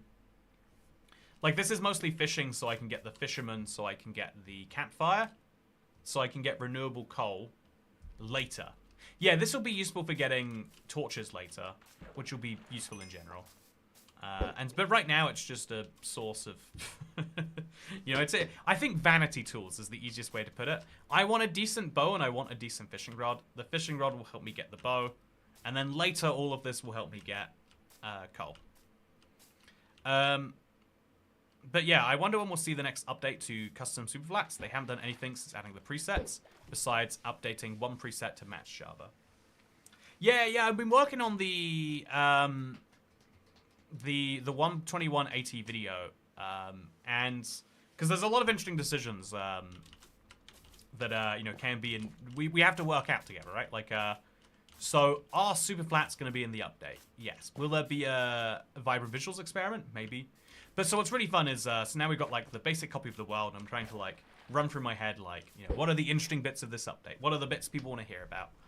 And yeah, basically. Also, put water in the pig pen so the drops don't burn. Oh. That's a fun idea. But yeah, I think I don't need to do that necessarily. Maybe. I don't. If I want to kill the... Yeah, no, I'll be fine without doing that. Also, if water's in the pig pen, wouldn't the pigs drown? Yeah, we can put the water in there afterwards. Quite easily, I'm sure. And then we can let the... Oh, actually, I see what you're saying, because the lightning strikes. No, the best thing to do is once the lightning has struck, you break the lightning rod. And then you just pick it up later after you've killed everything. Waterlogged bottom slabs. I don't think that would solve... I guess, actually, yeah, waterlogged bottom slabs actually would save it. Surely I could just break the lightning rod off before I kill the... Because if I get what you are saying. But yeah, I don't think I need to do that. Or I could just put a ceiling above it so that the lightning rod can't be struck. Yeah, like I'll put a ceiling above it that I can easily fill in. Yeah, that's the solution. Redstone torches are now sufficient to keep hostile mobs from spawning. Maybe you like some area spawn-proof and lit. Yeah, actually, that's not a terrible idea. Like, redstone torches will do some amount to mob-proof an area. And I could do with some mob-proofing. Yeah, that's not actually the worst of ideas I've ever heard. Until I get, like, something I can make into slabs, I can't more heavily spawn-proof this world. But I like your idea. Yeah, it certainly means I should keep killing any witches that I find. Although my wood isn't stretching that far, chat. I don't have as much wood. I've got 19 planks. Oh, no, I missed. Okay, I didn't miss it. We're fine. Yeah, my wood isn't stretching as far as I would love for it to stretch. Also, just waiting for another wandering trader. He did spawn in the middle of the night last time, so maybe that happens again. But I think there's no reason to hang around in the night besides. If a skeleton spawns, I want him to die in the morning. Or if a guy with diamond armor spawns, I obviously want that too. But like 4 zombies, that can only cause me pain, I've learned. 4 zombies is only pain. Although actually, okay, this is a guy. This guy has full chain armor on. None of it's enchanted actually, so I don't think I do want it. It seems really good. It seems wild to turn it down. But that's what I'm going to do, chat. I'm going to just turn it down. Call it a day. Nice and easy, I say. That guy has an enchanted bow, so I'll get 2 of these to follow me. With the basic idea being that in the morning, they will just perish. And I'll get some bones, which I can use to grow some mobs. If the zombies happen to die... Okay, there we go. We got some action happening now. You know, yeah, this is too messy. I don't think I want to deal with this. I'm just going to go to sleep. And in the morning, it'll be sorted. Also, good morning, everybody. Oh, that skeleton jockey is not dying. That's useful to know. Oh god, okay, and he specifically is coming for me too. Oh no. Yeah, this is bad. So, I love the way he is a skeleton with the power of a spider, or the speed of the spider. Okay, he shouldn't be able to get me now. Hopefully. I'm gonna eat some... Oh, he can get me though, because he can run so fast. Okay, but I think we're fine. I think we just gotta Just about got away from that. So I kind of want to kill him. I guess we just have to use the right thing. Ooh, the game kind of glitched on punching the cow there, too. Maybe it's not a drown. Oh, his spider despawned from under him. I love that that is a feature. Perfectly set up for this. And now we'll just kill the skeleton. 2 nicely timed hits should do it. And wow, he dropped a lot, it seems. And we also got our drown that we were looking for. So that's an enchanted bow, that's a helmet, that's 2 bones, and that's some arrows. It's a litany of goodies, I would say. So, actually it's not enchanted. It felt enchanted, it vibed enchanted, but it was wrong to do those things. Okay, so easy peasy. No. Maybe some more boots I would take, but I think otherwise it's going in the pile of stuff that I'm specifically trying not to pick up. And then we might just have to put on this chainmail armor just to let it break so we can then put something else on. I think that's what we're going to do. Let it break. And then we'll go pick up this and eat some more food. Mutton seems to be doing the job for now, so let's let it continue. Then I'm going to check up on my wheat. We should have exactly enough for that second hay bale. And now that means I don't really have to harvest anymore until later. All of this is just fun bonus wheat. And that's kind of nice, I guess. So, bonus wheat, bonus wheat. You better believe I've got some bonus wheat. Oh, and he was still here? Do they not despawn if they're in... Okay, so I'll just sit in the water with him, I guess. Hope that we get some copper. 6 copper makes a door. Is about the only valuable thing that might happen here. Because I can't let him out because he'll destroy the crops, right? So, just a continuous series of punches until nothing happens. That was great. Okay, back to fishing time. I kind of want to make a base, but I do think I'll have much better resources for it later. And I also kind of want to make some more of these fenced off areas. Because I actually quite like the idea of using my bone meal to, like, make some fun stuff on the ground. Chain chestplate has high durability. But my gold chestplate has high durability and it's better, right? Oh no, they're the same. Huh. But the gold... Oh, so the chain is better than the gold. Yeah, if they are identical. In this case, the chain is better because it has protection. But I should actually be aiming for chain over gold. Gold is not an upgrade over chain. Interestingly enough. But yeah, chain is not higher than gold. They've got to fix the helmets on the drowned. But then we won't have gilded drowns anymore, and then we can't make up things about how drowns work, so that we can be famous on the internet. If the Wandering Trader can sell wheat seeds, he should be able to sell lava buckets. I mean, we know he's gone to the Nether. We know he spends a lot of time there. And we know that lava is one of the most valuable things in Minecraft, and that he has buckets to collect it with. Surely he can put all those things together. Surely he can. Hey, idiot, despawns your spider. Yeah, I really can't believe that that's how that worked. Quite confusing, I would say. I missed breakfast and had barely any sleep. A terrible combination, says Sweet Cat. I hope that you consider not doing both those things. I mean, I actually think I'm starting to come around to this idea that breakfast is a frivolous meal. I think if you enjoy food like me, I think you're better off having 2 good meals rather than having breakfast. So, you know, like, think about it this way, right? Lunch is breakfast is the most important meal of the day.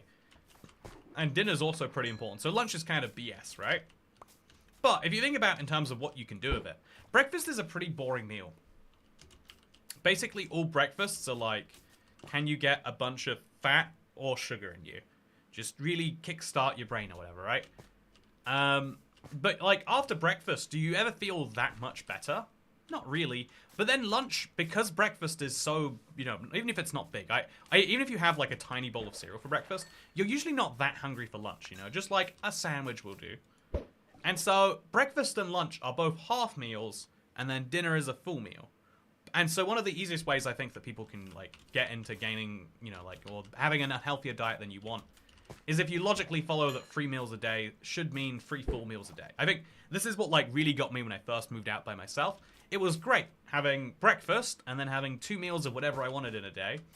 But actually you can't do that. If you have a pizza for lunch and a burger for dinner, or you have a kebab for lunch and you know, like a poke bowl for dinner, or whatever combination of foods we want to imagine, that is bad. That is it's not how your body's designed to do it. Unless, you know, you skip breakfast, you have a lunch that's somewhere between your current breakfast and lunch, or maybe just where your current lunch is. Your body adjusts to that, and then you have a dinner later on in the day.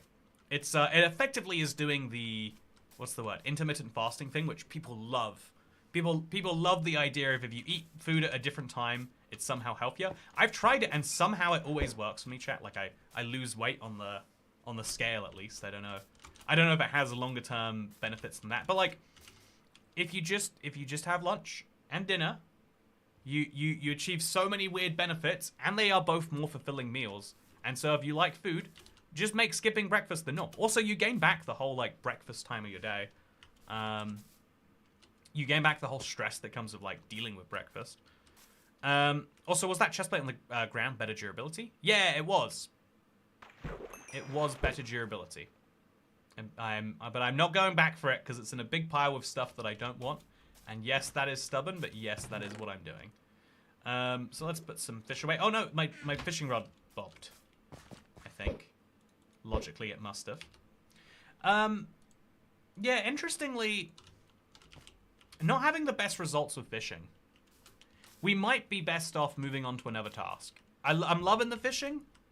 I would say lunch is the most important meal of the day because it can satisfy your hunger from the morning and tide you over past dinner.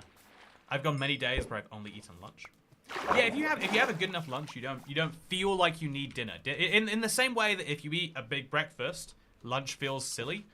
Have a big lunch and you don't really need dinner. It's something you do because you want to, and so you can use dinner as a ritual. You can use dinner as a, you know, like that seems like a good idea to me.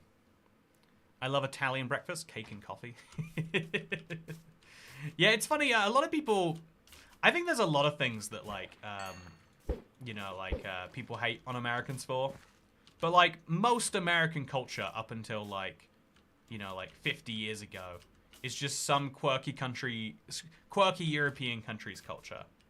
You know, except it's just all those quirky cultures mixed into one, and then calling themselves American. And you know, the idea of having cake for breakfast is a very Italian thing. You know, it's very much just like get things moving. You know, like I feel like the idea of being prudes is like a very religious. There's certain European groups that were really into that. That we don't have them anymore. They either died out or moved to America. But like, you know, like the prudishness in American culture comes from that. There's so many little quirky bits of it. I think that you could probably make a decent argument about like how much German culture is seeped into American. Ooh, we got a fishing rod. We can take the 2 fishing rods, combine them, and then we'll have a fishing rod. I'm not going to do it yet, though, if I don't have to, clearly.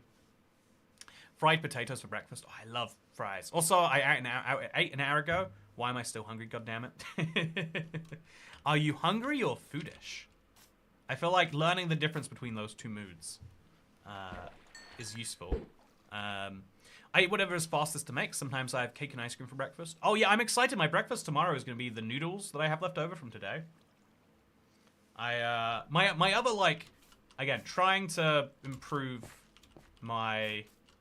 I wanna have a good relationship with food, I think. One of my, like, you know, steps for that is when I get 80% full, I stop eating, knowing that, like, if in 20 minutes I'm really so hungry, I can come back. But usually I don't want to, and feeling 80% full is much better than feeling 100% full and feeling like, oh, I shouldn't have eaten so much. Especially if there's a chance that you might find more better food, you know? Dinner is the family meal until your kid brings the iPad with them, says Via. Oh yeah, I do think that everyone is always like...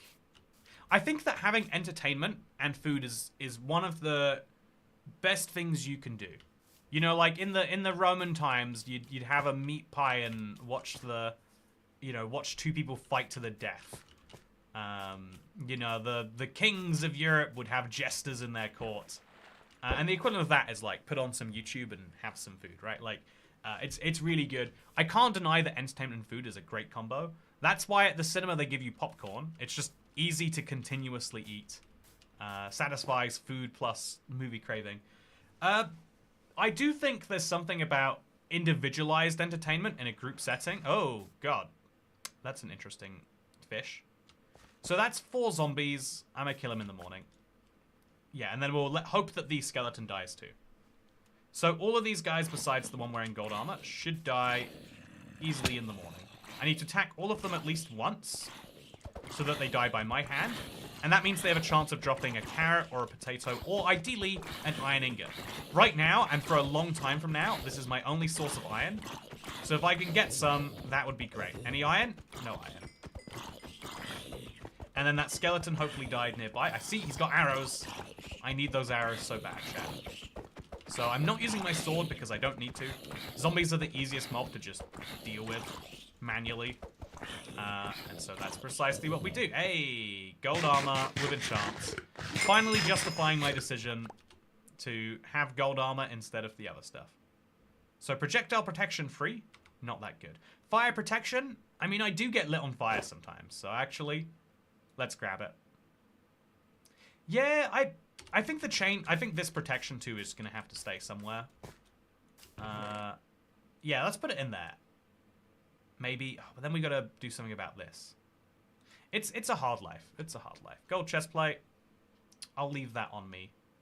And we'll put the bow in here. Yeah, that's good and done, I would say. So I've now got enough wheat to make a 3rd hay bale. Man, whatever that second guy would have bought from me, I'd have been so happy to sell it. I single-handedly set this playthrough back 3 days doing that, and I'm gonna regret that for the rest of my life. But it's okay. We will all drown someday, and then we will forget about the bad things that happened. Are you gonna make a mob grinder? So, there's a real debate about whether a mob grinder would help me, but I can't make one till I get saplings or moss, because I don't have the blocks to do it. A lot of people have been saying I should be making a mob grinder, but I can only really do the really early steps right now. And I definitely don't know that I should be doing it. So, yeah, I think I would go all the way out there somewhere to make the mob grinder. Because it definitely has to be a corner of the world. I put it in the center of my world last time, and I kind of don't love that. I think the center of my world being the pig pit is the clever idea. I mean, it's clever until it's not, right? But it's clever for my first pig. Then we'll kill it, and we'll make a big fancy pig pit somewhere else. I think having the center of the world being, like, customizable, maybe my house can go there later, is a cool idea. Okay, so... Actually, should we make, like, a big perimeter around the world? Do you think that'd be fun? It'd be, like, carve out... Like, let's just say, to be simple, 100 blocks in every direction, or 160 in each direction. We could carve out a little... No, that's going to take far too long. But we'd have, like, a big perimeter just to show, you know, like, our effective world. Maybe that'd be... Maybe we could, like, build it up a block just using dirt. Yeah, that seems like fun. It'd only take 640 blocks, so 10 stacks. And I think it would do something really fun for the world. I could maybe do every other block for now. Yeah, every other block for now seems simple enough. And then just having a hard border around the world would be nice. It'd make it 320 by 320 blocks, which is actually kind of big, now that I'm saying it out loud. Should we go for a smaller number, 240 by 240? Yeah, that feels reasonable. 120 is actually quite far away. So 240 by 240 world, or 256 by 256. If we go out to 128 in each direction, we'll have a pocket edition old size world. Yeah, I love this idea. So we'll just build the corners of it for now. At 128, 128 over here. So this is one corner. I guess, should we go to 128, 128, or go to... Yeah, and then go to 127 on the x-axis. So we'll just build a few blocks here. Just literally enough to have that. I could place, like, every other block in there, but I'll do that later. And then this is just a way to, like, make sure all my builds fit within a certain scale. Because then if we want to move things to the corner of my world, I'll know where the corner actually is. I've got lots of slime chunks I've got to build out within there for now. But easy problem for the future. Or, you know, to put that simpler, that's future me's problem. You had a circular moat last time. You can make a hexagon or an octagon. The tree perimeter from last time was nice. Yeah, I like the idea of the tree perimeter. I am definitely thinking... So I was actually thinking, yeah, last time I went for a circle. I'm thinking a square makes more sense. But I like the idea of a hexagon because... effectively, this entire world is aiming to be a hexagon, right? Or rather, it's all in the pursuit of these hexagons right here. Or are these even hexagons? What shape would you say this is, chat? If we look at it on the ground, if we take a 256 by 256 world, we could have that be the main portion, and then have it go taller. Yeah, I think that's a good idea. Let's have the world be a emerald shape. So we'll have the main parts of the emerald be the 256 by 256. And then we'll have it go up one chunk. Or actually, how many blocks wide is this? Like 8? So we'll have it go up by 2 chunks diagonally. You know, let's go work this out now. So we'll go out to minus 127. Minus 128. And then plus 127. So all the way out here. And let's design the big hexagon, I guess. Gonna be great. Technically, you should have a perimeter of 129 minus 21.9, because if it's at 128, it'll be one set of blocks off. Oh, I see what you're saying, actually. Maybe we should build the perimeter. Oh, you're totally right. Yeah, I agree with your thought. We should build it one block further out in each direction. So that is 128, or 129, 128. This is the corner block, which would go like this, and that would represent the boundaries. But I think that we should actually go and make it into a hexagon shape. So when you view it from the sky, it would look like that. Because then it would look like a hexagon, because it's green already, chat. Yeah, exciting stuff. I was about to call an emerald an elongated octagon, but I see people calling it a hexagon, and now my brain's broken. Yeah, I think it's clearly a hexagon.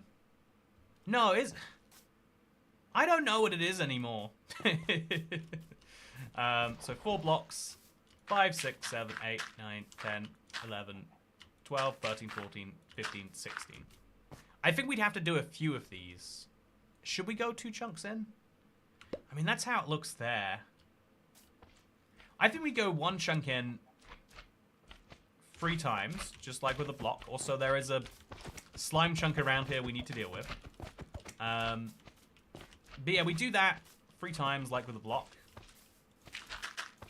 And that should be something. So that means that we're definitely going to build these big walls this way. So we'll just place a bunch of these blocks. Just so we can, like, represent the border. And I think we should at least build one of the sides of this. So if this is 256 blocks across, and we go 3 chunks in on both sides, that would mean... Or is it 3 chunks or is it 2? So 1, 2, 3. Yeah, 3 chunks in on each side would mean it gets 48 blocks smaller. Or 96 blocks smaller at the top, which would make it like 150. That feels actually quite reasonable. So we'll go 1 chunk in each time, because right now our world is going to be 8 chunks, 16 chunks by 16 chunks. Yeah, this feels perfect, chat. This is a really good idea. I'm excited for it. Make it the shape of a lily pad, dude. There are lots of very good shapes. Don't get me wrong. I'm loving all the shape ideas. I like that we're passionate about shapes here. But I do think that that is the best shape idea. So just a bunch of blocks out here. So this is 1, 2, 3, 4, 5, 6, 7, 8, 9, 10, 11, 12, 13, 14, 15, 16.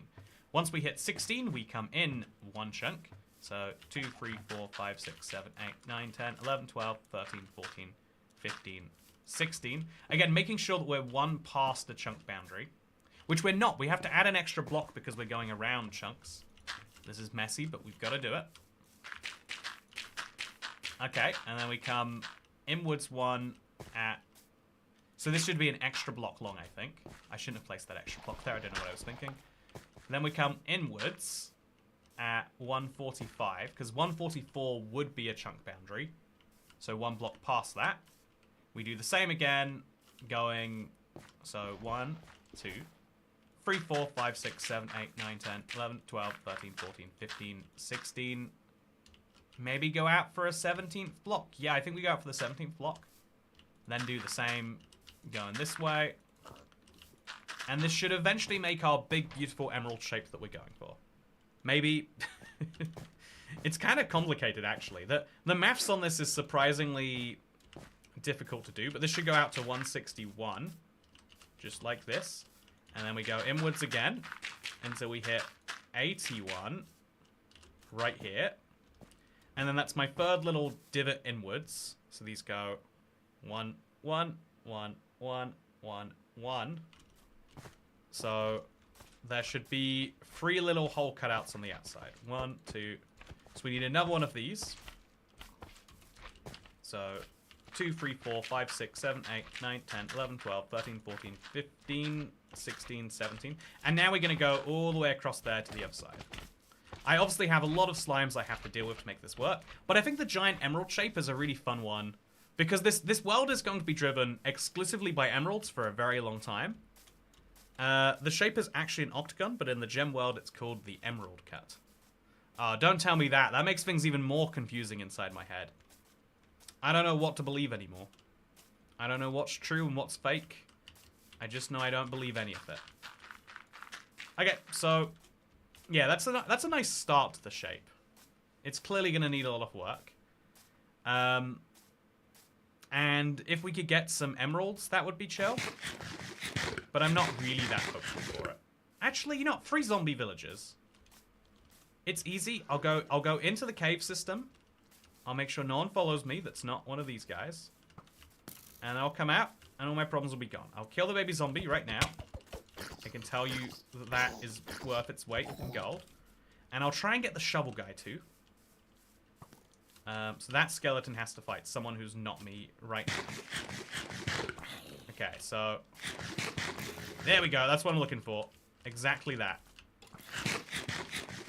Okay, so now we just get the zombies together, ideally without a creeper. Oh, okay.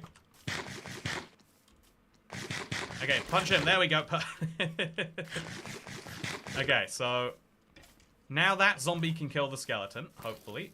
If he can't, I can. Oh, yeah, that's really weird the way that works. Okay, finish him with a wooden sword. Perfect. Okay, so, you know, actually, every time I do this, I remind myself this is just not a functioning system. I'll wait till I have a mob grinder to really go for the iron. And in the meantime, we'll say, yep, the odds of this leading to good things for me is so low that I just won't let it become my problem. In the meantime, though, I will pick up some nice bones. I've got one very bony boy about to die over there. And I would like it if I could benefit from said death. Just keep shooting me, it's fine. You need something to keep you occupied in your final moments. And arrows. They're fine for now, I guess. So let's kill some sheep. And should we get back to the building the perimeter? I kind of like this idea of, like, having the world be properly marked out so that future me can just go out there and do stuff. It's also a way to use up my dirt, which is in very short supply, or very high supply. I have no storage. I have too much of it, actually. So if we're killing 2 birds with 1 stone, that seems great. An emerald-shaped trading hall seems like a really fun idea. If my whole world is an emerald, can I build any one part of it as emeralds, or is that now going too far? But yeah, I think 3 stacks. No, let's go 4. Okay, that's a great number of blocks, I think. And then we'll put away our fish. And let's go out and do this. So we're just gonna go look at it. We probably have to, like, stack up really high into the sky to be sure that this is a good idea. But I'm gonna be making a thing anyway, I'm gonna be making a mob grinder in one of these corners anyway. So let's just do it. So we'll make sure that this is the right block. It should be a chunk boundary +1. And if 160 is a chunk boundary, which we know it is, then 176 is the next chunk boundary. which is here, which means this is on the other side of here, which means we are going on a long dirt placing journey. Make sure I'm alone for this one. Let's go on it. So I kind of am committing to locking in the shape right now by doing this, but it's totally fine. Also, it's great to see you here, Via. Appreciate your chats a lot. I think the stream is, yeah, it's, the internet is a place filled with a lot of stuff. I appreciate anyone who's, being positive and all that stuff. I guess intelligently positive. It's hard to be both, right? It's very easy to be intelligently jaded. It's very easy to be positive in a, you know, brainless way. I love watching sports too, you know. But to combine the two, it is a rare and appreciated thing. Did my chest plate break yet? No, I switched out. I forgot about that. So yeah, this is just going to be the boundary wall for now. It should go all the way out this way a bunch. And then we're going to also put up a big staircase somewhere that will represent the start of where I'm going to have my thing. So chat, do you think I could make a mob grinder work by covering the area around it in water? Or do you think that wouldn't work? I think I might do it. I think that's a crazy enough idea that I should. Because you need, what, like a 5x5 chunk area? I think I can totally do that. So this is going out to plus 128. Because the chunk starts at 0, it actually ends at 15. So the chunk doesn't end at 128, it ends at 127. Which means this is a really easy wall to do. Every time we get to a multiple of 16, so the next one's 112, right? We just start building outwards. And we build out to the chunk boundary. Plus 1 because it's negative. In that case, that's here. And then we build back out this way till we get to the next chunk boundary, which is 96 blocks. And there we go. Nice and simple. Now we just make sure these two walls meet each other. As I think they will naturally do. No, they don't, because this is 96. No, this is 160, I should say. We go out to 161. And then we start going left again, I think. Does that look diagonal to you? It probably looks diagonal. So then we go this way a bunch till we hit 80 exactly. And then out this way. And then we make sure these two walls meet. Do note, octagon implies 2D, 8 sides and 8 angles.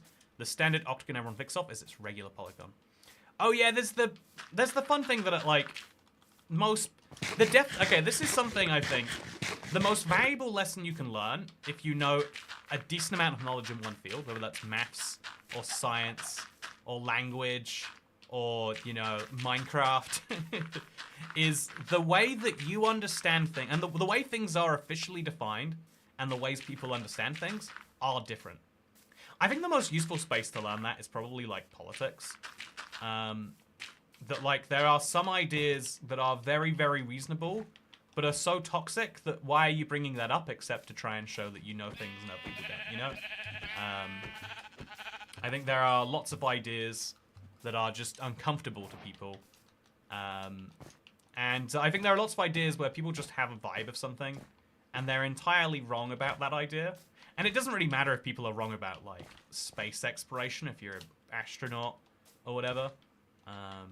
But the reason it's irrelevant in politics is because like those people get to vote on their, you know, pre-assumptions. In Minecraft updates, those people get to spam Minecraft streams, you know, update, etc. based on their predisposition. Side note, is today's Q&A Saturday up? I have not been paying attention. Also, I'm gonna not keep my eyes unpeeled on this thing. Okay, chat. Do you see Q&A Saturday today? Did it go well? No, I haven't seen Q&A Saturday today. Oh, it's ready. Okay, let's release it right now. Q&A, it's Q&A on a Saturday. Okay, let's release it. I'll quickly make sure there's not a good reason I shouldn't release Q&A Saturday right now. And then we'll just release it. Okay, glad I solved that. So the Pentagon is not actually a pentagon. Is the Pentagon not a pentagon? I mean, I don't think that shapes can exist outside of theory. If you want to get really... Like, there is no such thing as a perfectly straight line, right? We have straight lines to the ways that we measure things. But that doesn't mean that a line that is mostly straight isn't. You know, especially in like 3D spaces. Because every single thing that we ever make is built on a curved plane. So if you build a road that is straight for 100 miles, it's only straight and flat relative to the Earth's surface.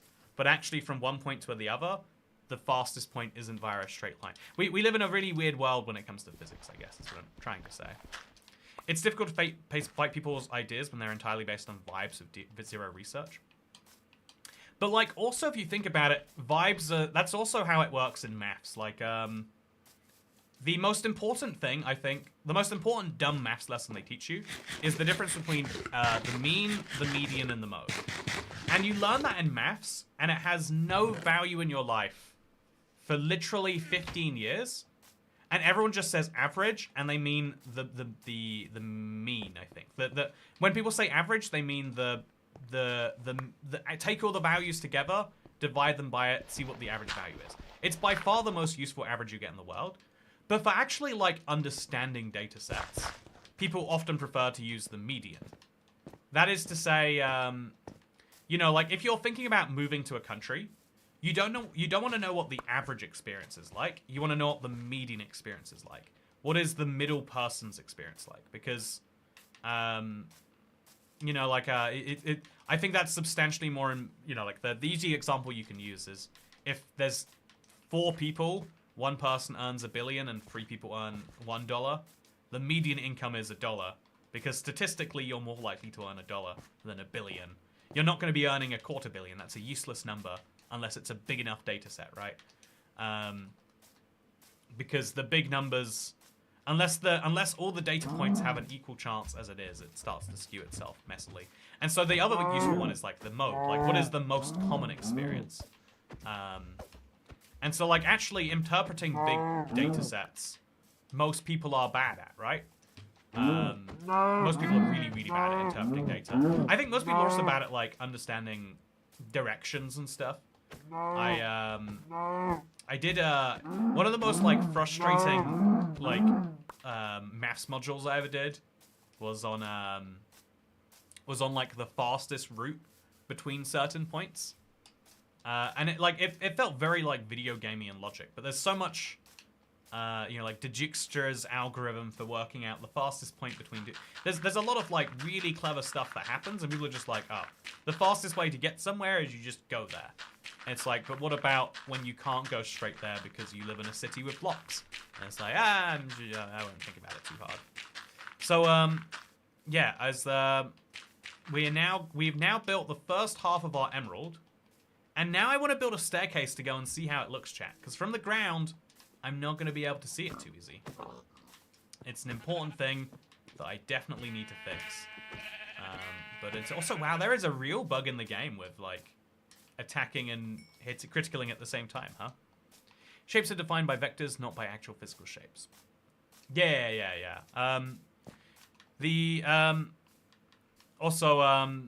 Yeah, I think, I think that, like, basically every field is like this. Like, I'm not, you know, like, huge on religion, like someone in chat apparently is right now.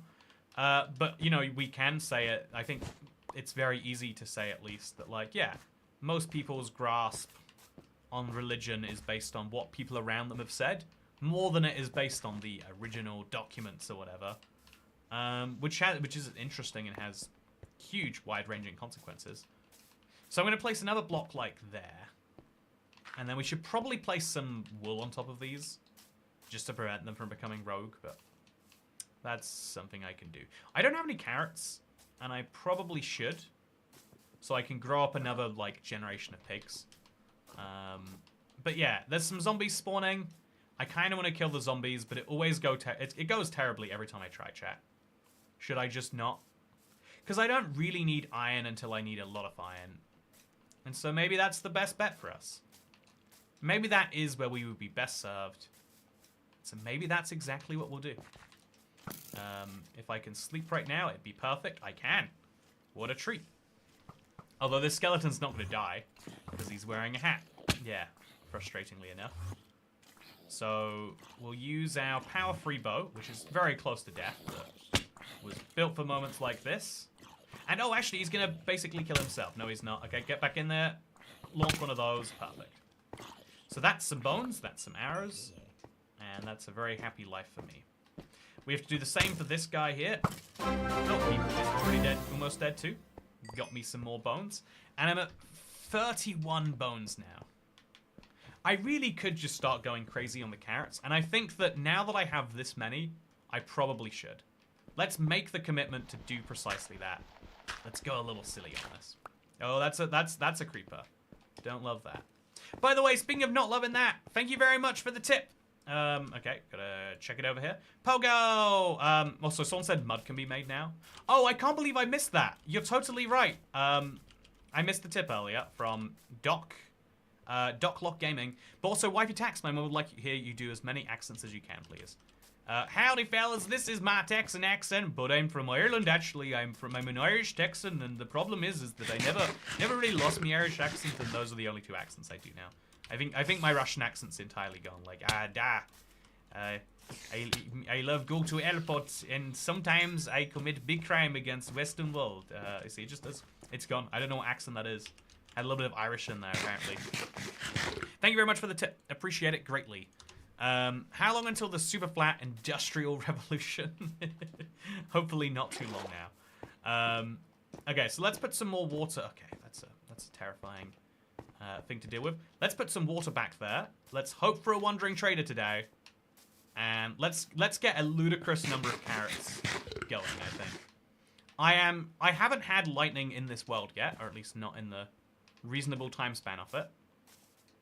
And so I think that we can make some serious progress towards that if we want to. And you know what? I think I do want to. Although, you know what? I also want to just have a nice chill time chat. I kind of like the idea of just sitting here. Like, what if we just broke some blocks? What if we just break some dirt with our fist? We have the ability to do this now. So what if we just did it, you know? What if we just enjoyed breaking dirt, knowing there were no other problems in the world, no other hardships we had to endure, just dirt that had to be broken. Maybe we could place it elsewhere. We could start finishing up our little slime cages. I certainly really like that idea. But I think these carrots are much more important, so let's go do them. So Creeper should be gone. I hope he's not just gone inside here. Yep, he's gone for good. So I'll put some water, like here. And then I'll replace this bow with this hoe. And we'll hoe the ground out in this direction. I'm going to make sure there's plenty of ready and hoed spaces for my new carrots to go. And I'll split my new carrots near enough evenly between this new farm and between that. So let's just bone meal like 12. Should be plenty. Just really go to town on this one. And now it's carrot time. Oh yeah, look at carrot time. Actually, not that crazy on carrots. Only like an extra 14. Yeah, I guess like when they're mostly grown, it's a very effective strategy. But when they're not, kind of just a waste actually. So we'll use 3 more bone meal to get these fully grown, and these 2. And I mean, we've still got some spare carrots, I guess. Just not that many. Yeah, not that many at all, I would say. Free carrots. What can I even do with free carrots? So now we'll use some extra bone meal over here. Oh, are these carrots? Oh, chat. Did my PC just crash? Hello. Oh, you can still see me. It's just Minecraft that's broken. So that's concerning. I haven't had Minecraft just break like that in a while. Hopefully my save isn't corrupted. It's funny, you know, like it's just before like a reset point, right? So I don't know that it is. Let's hope that something is still here. Hey, it's working just fine. Bone mealing that carrot almost broke me, but thankfully only almost. And then we got some more wheat, but we can't do anything with it really. So let's go breed 2 more pigs. It's better than none, I guess. And yeah, this will give me like not enough for a golden apple yet. I want to make sure I get enough for like dozens of golden apples eventually. Like I need to get really seriously crazy with my carrot strategy. Also, where did that slime come from? Is there a slime chunk over there that I haven't dealt with? I guess there must be. So yeah, I think it's worth investing a lot of my bones into really expanding that carrot farm out. Maybe even like dedicating a corner of the world, or maybe like take a patch. Yeah, maybe literally right next to the pigs I should have a carrot patch. I think that is a good idea. I think literally next to the pigs, I'm going to grow a carrot patch. It's kind of abandoning a farm halfway through doing it, I'll concede. But also I think it is really important. And then we'll also deal with wherever these slimes are coming from. I don't like slimes in my Superflat. Certainly would be happier without them. And so let's try and make that happen. You're still streaming. Yeah, I had crashing issues for so many years. Like, so many years of my life I've just assumed, like, the moment things stop working, something crashed on your PC. It's been crazy how long my PC hasn't crashed for. I'm like, oh, this is nice.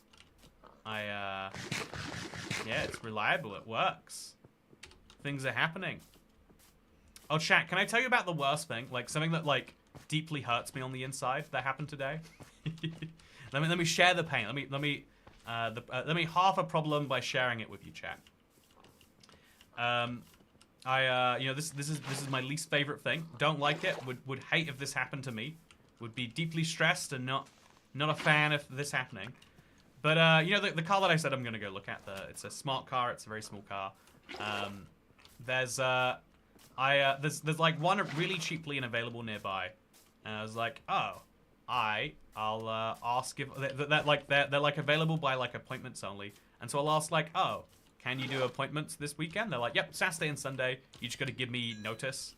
And I was like, so is 2 p.m. good? And I meant is 2 p.m. on Sunday, but all I wrote is 2 p.m. good.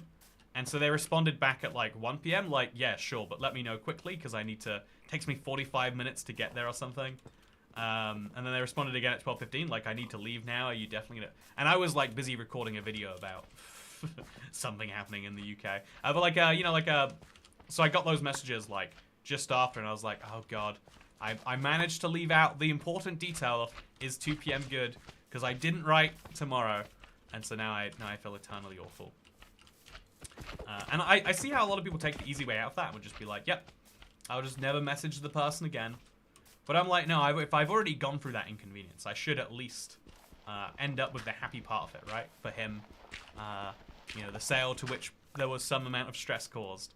But yeah, gonna be thinking about that. I'm gonna like randomly think in like 3 weeks, like, do you ever have that like moments in your chat, like things that happened at some point that just make you like deeply stressed to think about, you know, retroactively? So I've got enough spaces now to grow like 20 something carrots. Let's go get 20 something carrots. So it is probably better if we let the carrots grow a little bit themselves first, but I'm not gonna do that. I'm not gonna do that at all. I am gonna go find out where this. Okay, so I've got very little time. I'm gonna go wall off one more slime chunk, chat. I think we need to do that right now. So we're gonna go to negative positive direction, negative x, positive z.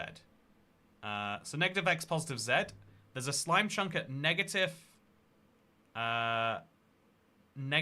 64 to negative 49, and positive 32 to positive 47. So that would be 32 to 47 is hit, and then the other one is 49 to 64. So 32. Oh god, no! Jesus. So right here is where we want to do that. I am not a big fan of having slimes around me. I think they... And if this is going to be so close to my farm that I clearly need to stop the slimes from here, let's build it out. So the wall of this chunk should be at 32, and the wall on this side should be at 48. Logically. Now 32 is the start of the... 48 is the start of the chunk, so it should be at 47. And 32 is the edge on this side. So then we'll just build these blocks.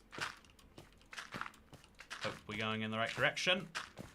So we'll confirm that we are. I need to eat something quite desperately, so pork chops to start, everything else to finish. And yeah, this should just honestly by itself, this will be enough to like keep some stuff out. And I'll do some bone milling in there to make it prettier. But that will be later because for now, it's carrot time. So we're almost approaching 30 days, which is the end of this particular stream, and where the next one will pick up. I really have been liking this. I feel like we could like really just keep pouring more time into it. I usually am like after a stream, I don't have like any energy to do anything, but I've got a lot of stuff I need to do so that I can enjoy tomorrow, or so that I can enjoy tomorrow without stressing about some stuff. So that's precisely what I think I'm gonna have to do. So let's take these carrots. That's 12 carrots is enough to make a decent planting, I would say. And let's put them over here. So now we have the starts of a beautiful carrot farm. Only the start, it seems, but should we use even more bone meal? I think there's an argument we should. The more we invest now, the more it grows in the future. But yeah, sadly, chat, today I had one wandering trader that I could use, and one wandering trader I couldn't. We've been playing for 2.5 hours, and 50% of the progress I could have made was destroyed by me not realizing that there was a zombie about to kill my guy. But sometimes that's how life is, I guess. The good news is that tonight when we wake up, or tomorrow morning when we wake up, I'm going to be getting a lot of bones, because I see a lot of skeletons nearby. Hopefully they're still there. There they are, yeah. Let's run closer to them. That's a baby zombie, but okay, there we go. Look at this. So I'm going to go stand right here, make sure they're nearby. Ouch. Don't hurt me anymore, please. I don't need to attack them at all, because they drop all of their good drops, whether or not you're there or not. Which means, look at me, the proud owner of now 16 arrows and a few more bones. But yeah, we'll be picking up this stream in the next part, part 4. And so happily, our death counter stays at, I mean, it's hardcore, so 0. But our semi-hardcore death total is sitting happily at 1, because the Wandering Trader took the bullet for me today. And that's how we're going to word things so that I don't go insane. I hope that you have enjoyed this particular episode. In the next one, we are going places. We are getting oak saplings. We are breeding a bunch of pigs. We are moving. Also, yeah, I think next episode, whether or not we get saplings, we'll still be able to get gold. So that's what we'll be working towards. Hopefully getting a ludicrous amount of gold via lightning. And whatever trades come our way, I'm going to be excited for. But for now, no Wandering Trader means no happy. But look at me. I've gone from leather to chain to gold. Who knows where I'll be by next time. But I hope you've all enjoyed this particular video. If you want to check out the series, I think you can check it out by the unlisted live streams playlist down below. Also, these days, you can just go to the live section of the channel and you can see a bunch of stuff there. Actually, you know, sorry, as an addendum, I want to talk about this, but YouTube now lets me see specifically just the live streams on the channel. And it's something like only like 5% or 3% of viewers are watching live streams. But it's really interesting to see which live streams people watch back and which ones they don't. I don't know what to do with the information, but I do know that I should be terrified of this creeper. And hopefully you are too. Anyway, thank you for watching. I hope you'll enjoy it, and I'll see you next time. Goodbye. Adios. Yowl. I like the Gilded Drown achievement. Yeah, have a good night, chat. Or don't, but like preferably